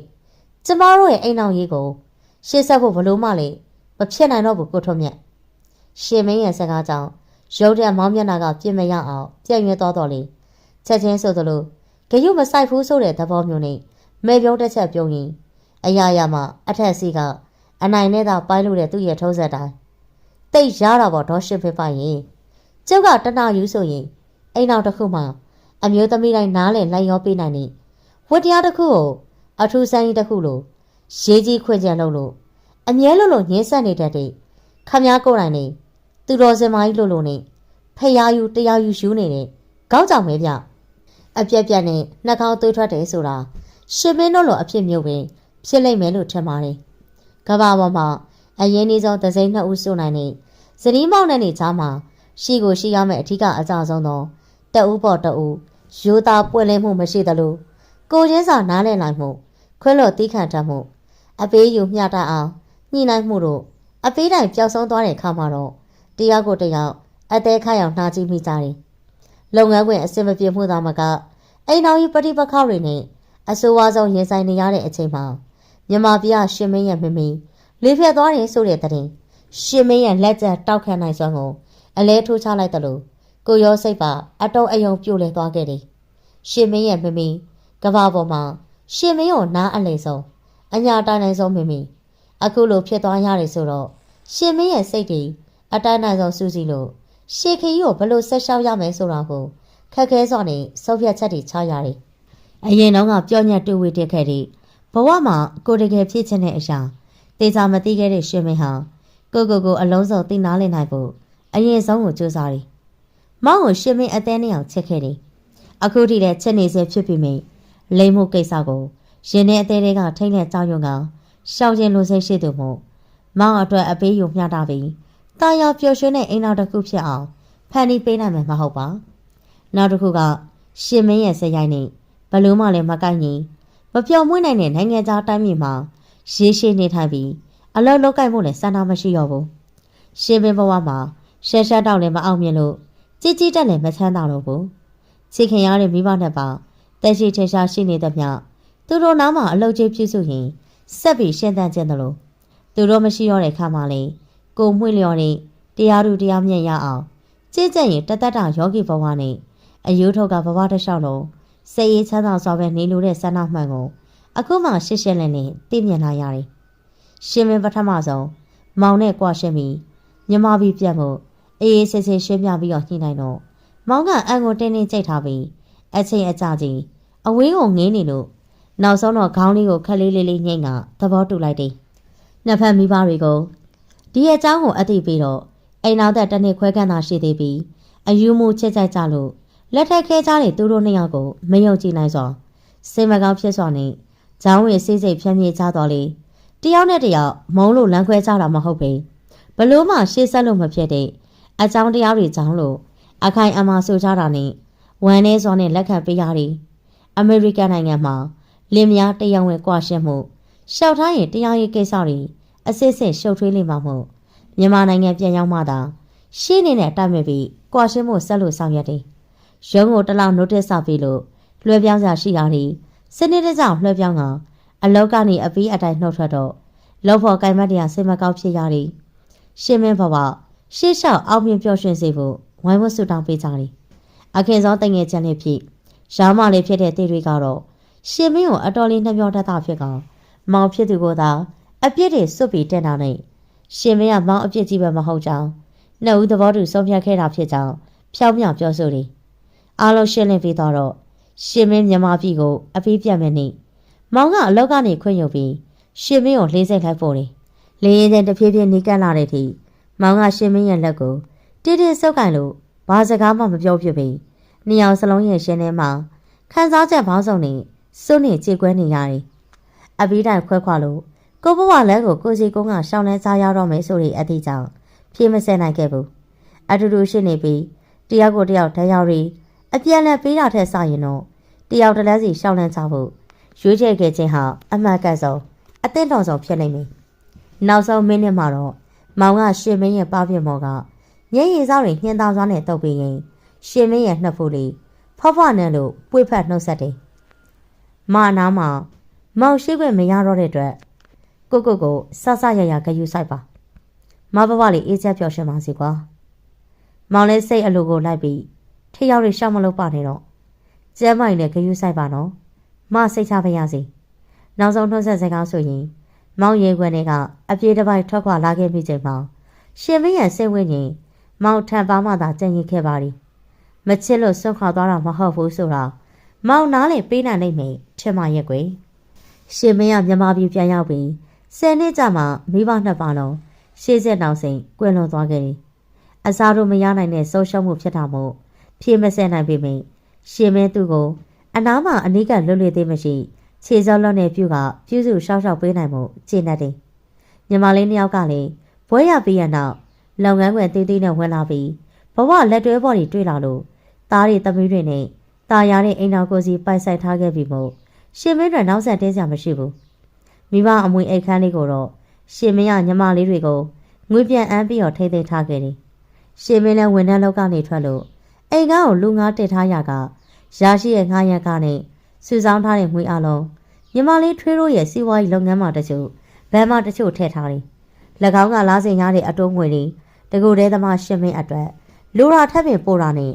တရားရှိတာအတွက်ဗန်စင်ရင်ဖွင့်လို့ဗရေသပင်စိုက်ထူထားခဲ့တယ်ကိုယ်တိုင်လေးရှိတာမှာရာသက်ဘက်ယောဂီအဖြစ်နေထိုင်လို့တရားဘာဝနာတွေကြက်ကြက်အားထုတ်ရင်အေးစတဲ့ဘဝကိုပိုင်ဆိုင်နိုင်ပါတယ်ဒေါ်ရှင်မင်းကြီးအမအတွက်ရုံးခန်းမှာဖုန်းလာတယ်ရှိနေစောစားချိန်နဲ့ဖြစ်လို့တရားခက်တာဖြုတ်ပေးချိန်အဆောင်မှာနားနေတဲ့ရှင်မင်းကိုယောဂီတအူးကလာပြီးအကြောင်းကြားပြီးတော့ဘယ်ဟာဖုန်းများပါလိမ့်လို့ကိုတွေးလိုက်တယ်လောကီအရှုပ်ထွေးနေနဲ့ကင်းကင်းသာနေလို့သူမို့လက်ကင်ဖုန်းကိုတော့တလားတစ်ခါလောက်ညီမလေးတွေနဲ့မာချောင်းတာချောင်းဖုန်းပြောဖို့ရံမှန်ရံခါတရားနာဖို့လောက်သာဖွင့်တာနဲ့အရေးကြီးရင်ညီမလေးတွေကရိတ်တာရုံးခန်းကိုသာဆက်သွယ်ထည့်ကြတယ်ရှင်မရအတွေးတွေနဲ့ရှောက်လာတော့ရုံးခန်းထဲမှာဘယ်သူမှမရှိပြီဖုန်းကွက်ကိုဇော်ဘော့တင်ထားတာကိုတွေ့ရလို့ဖုန်းဖြေတယ်ဟယ်လိုရှင်မင်းပိုက်ပါရှင်မောင်မနေကောင်းရလားဟင်အိုးရှင်မင်းဘလို့မှမထင်မှတ်ထားတဲ့မောင်အသက်မှာရှင်မင်းရင်နဲ့နွေးနွေးလေးတစ်ချက်တော့စောက်ကုန်နေမဟုတ်ပါရဲ့နော်စကားမပြောဖြစ်ကြတာဘလောက်တော့ကြာသွားပြီလဲနော်17နှစ်နဲ့လေးလတိတိရှိပြီလေပါရဲ့အော်မောင်ကနေရက်တွေကိုအတိအကျမှတ်ထားသေးတာပေါ့မောင်အတိပေးကြလေးတစ်ခုရှိလို့မောင်ထွေးရိုးစီလှမ်းဆက်သွယ်ကြည့်တော့မားနေရဲ့ရိတ်တာကဖုန်းနံပါတ်ကိုပေးလို့ဆက်လိုက်တာမားအတန်လေးကြားရတော့မောင်ဝမ်းသာလိုက်တာမားလည်းဝမ်းသာပါတယ်မောင်ရင်တီဗီတို့ဒေဒီမာမီတို့ရောနေကောင်းရဲ့လားဟင်ကောင်းကြပါတယ်မမဩစတြေးလျသားနဲ့အိမ်တော်ကြပြီးအော်စီမာပဲအခြေချတယ်လေတနေ့တက်ကနှစ်သက်ကူတော့မိသားစုတွေနဲ့ပြန်လာတွေ့တယ်သမီးတယောက်သားတယောက်တော့ရှားနေကြပြီမာရဲ့မိဘတွေကတော့အသက်တွေကြီးကုန်ကြပြီမို့သူတို့ကိုဆောက်ရှောက်ရအောင်မောင်လည်းအလေးကိုပြောင်းနေတယ်မမီတို့ကအခုထက်ထိမအเจ้าကိုသတိတရပြောနေကြတော့မယ်မကလည်းကို့ပေါ်မှာအများကြီးစေတနာထားခဲ့ကောက်ပေးခဲ့ကြတဲ့မမီတို့တီရီတို့ဘယ်တော့မှလည်းမမေ့ပါအောင်မောင်ရင်အားလုံးနေတိုင်းစိတ်ရနဲ့မြတ်တော်ပို့တာပြီးနေပါတယ်ဒါနဲ့မောင်ပြောကြရှိရဆိုတာဘာများလဲမောင်ကပြောဖို့အားယူနေတယ်လို့ စက္ကန့်မှလောက်တိတ်ဆိတ်တယ်မောင်အိမ်အောင်ပြုတော့မလို့မောင်လှမ်းအသိပေးရမောင်အတန်းကတွင်းချင်းဒုက္ခတွေရှင်မထင်မှတ်မထားတဲ့ကိစ္စမို့ခဏတော့ဘာပြပြောရမှမသိဖြစ်သွားပြီးမှជីជីနူးနူးလေးတစ်ချက်ပြောလိုက်တယ်ဘသူလေးနဲ့ပြလဲမောင်ရဲ့မောင်ထက်တော့10နှစ်လောက်ငယ်ပါတယ်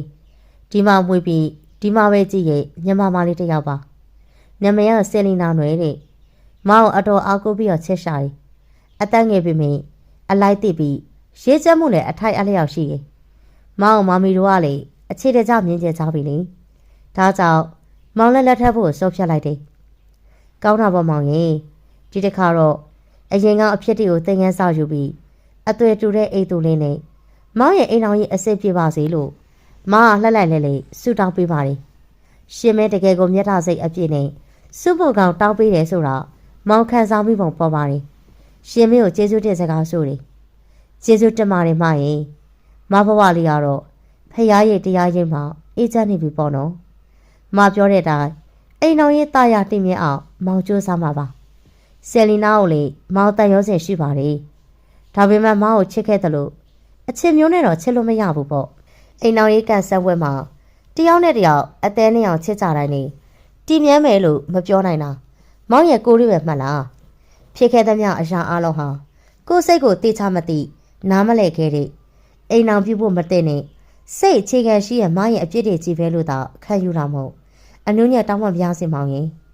ဘယ်ရာဦးမှအစွန်းမရောက်စေပြီစာနာနားလည်မှုခွဲလို့တီးခတ်မှုတွေနဲ့ရွှေလက်မြင့်မြင့်တွဲနိုင်ကြပါစေလို့မအထက်ပြီးဆူတောင်းပေးရနော်ရှေ့ဆက်ရမယ့်ဘဝခရီးလက်မှာမောင်စိတ်ချမ်းသာကိုချမ်းသာပါစေမတရားပြတ်ထားရမယ့်ချိန်ရောက်နေပြီမို့ဖုံးချလိုက်တော့ပြီနော်နှုတ်ဆက်ခဲ့ပါတယ်မောင်ရင်ကြည်လင်အေးချမ်းတဲ့အတန်လေးနဲ့နှုတ်ဆက်တော့မောင်ကရှင်မင်းကိုစိတ်ချသွားဖို့ရပြီပြန်လည်နှုတ်ဆက်ပြီးတော့ဖုံးချတယ်ရှင်မင်းရိတ်တာရုံးခန်းထဲကပြက်အထွက်ချစ်တော်သူအတွက်ကြည်နူးပိတိဖြစ်ရခြင်းနဲ့တူမိမိတို့နှစ်ယောက်စလုံးကိုနဲ့အံဝဲခွဲကြတစ်တော်ထိုက်တဲ့လမ်းတွေပေါ်ကိုစီရှောက်လန်းနေကြပြီမို့စိတ်လက်အထူးကြည်လင်ပေါ်ပါစွာနဲ့စူပေါင်းတရားထိုင်ရာခမ်းမကျဲစီကိုခြေလန်းတလန်းကျဲစီကိုတတိနဲ့မှတ်လို့ရှောက်လန်းသွားနေမိပါတော့တယ်ဟုတ်ကဲ့ပါကျွန်တော်တို့ channel ကထုံးနေပေးခဲ့တဲ့ဇာတ်လမ်းကတော့ဒီနေရာမှာနေပြဆိုခဲ့ပြီးဖြစ်ပါတယ်နောက်ရက်တွေမှာလည်းစိတ်ဝင်စားဖို့ကောင်းတဲ့ဇာတ်လမ်းကြောင်းရတွေပြောပြပေးရမှာမို့နောက်ဗီဒီယိုလေးကိုဆက်လက်စောင့်မျှော်ပြီးတော့အားပေးနာဆင်နိုင်ပါတယ်အားပေးနာဆင်သူပရိသတ်များအားလုံးကိုကျေးဇူးတင်ပါတယ်ရှင်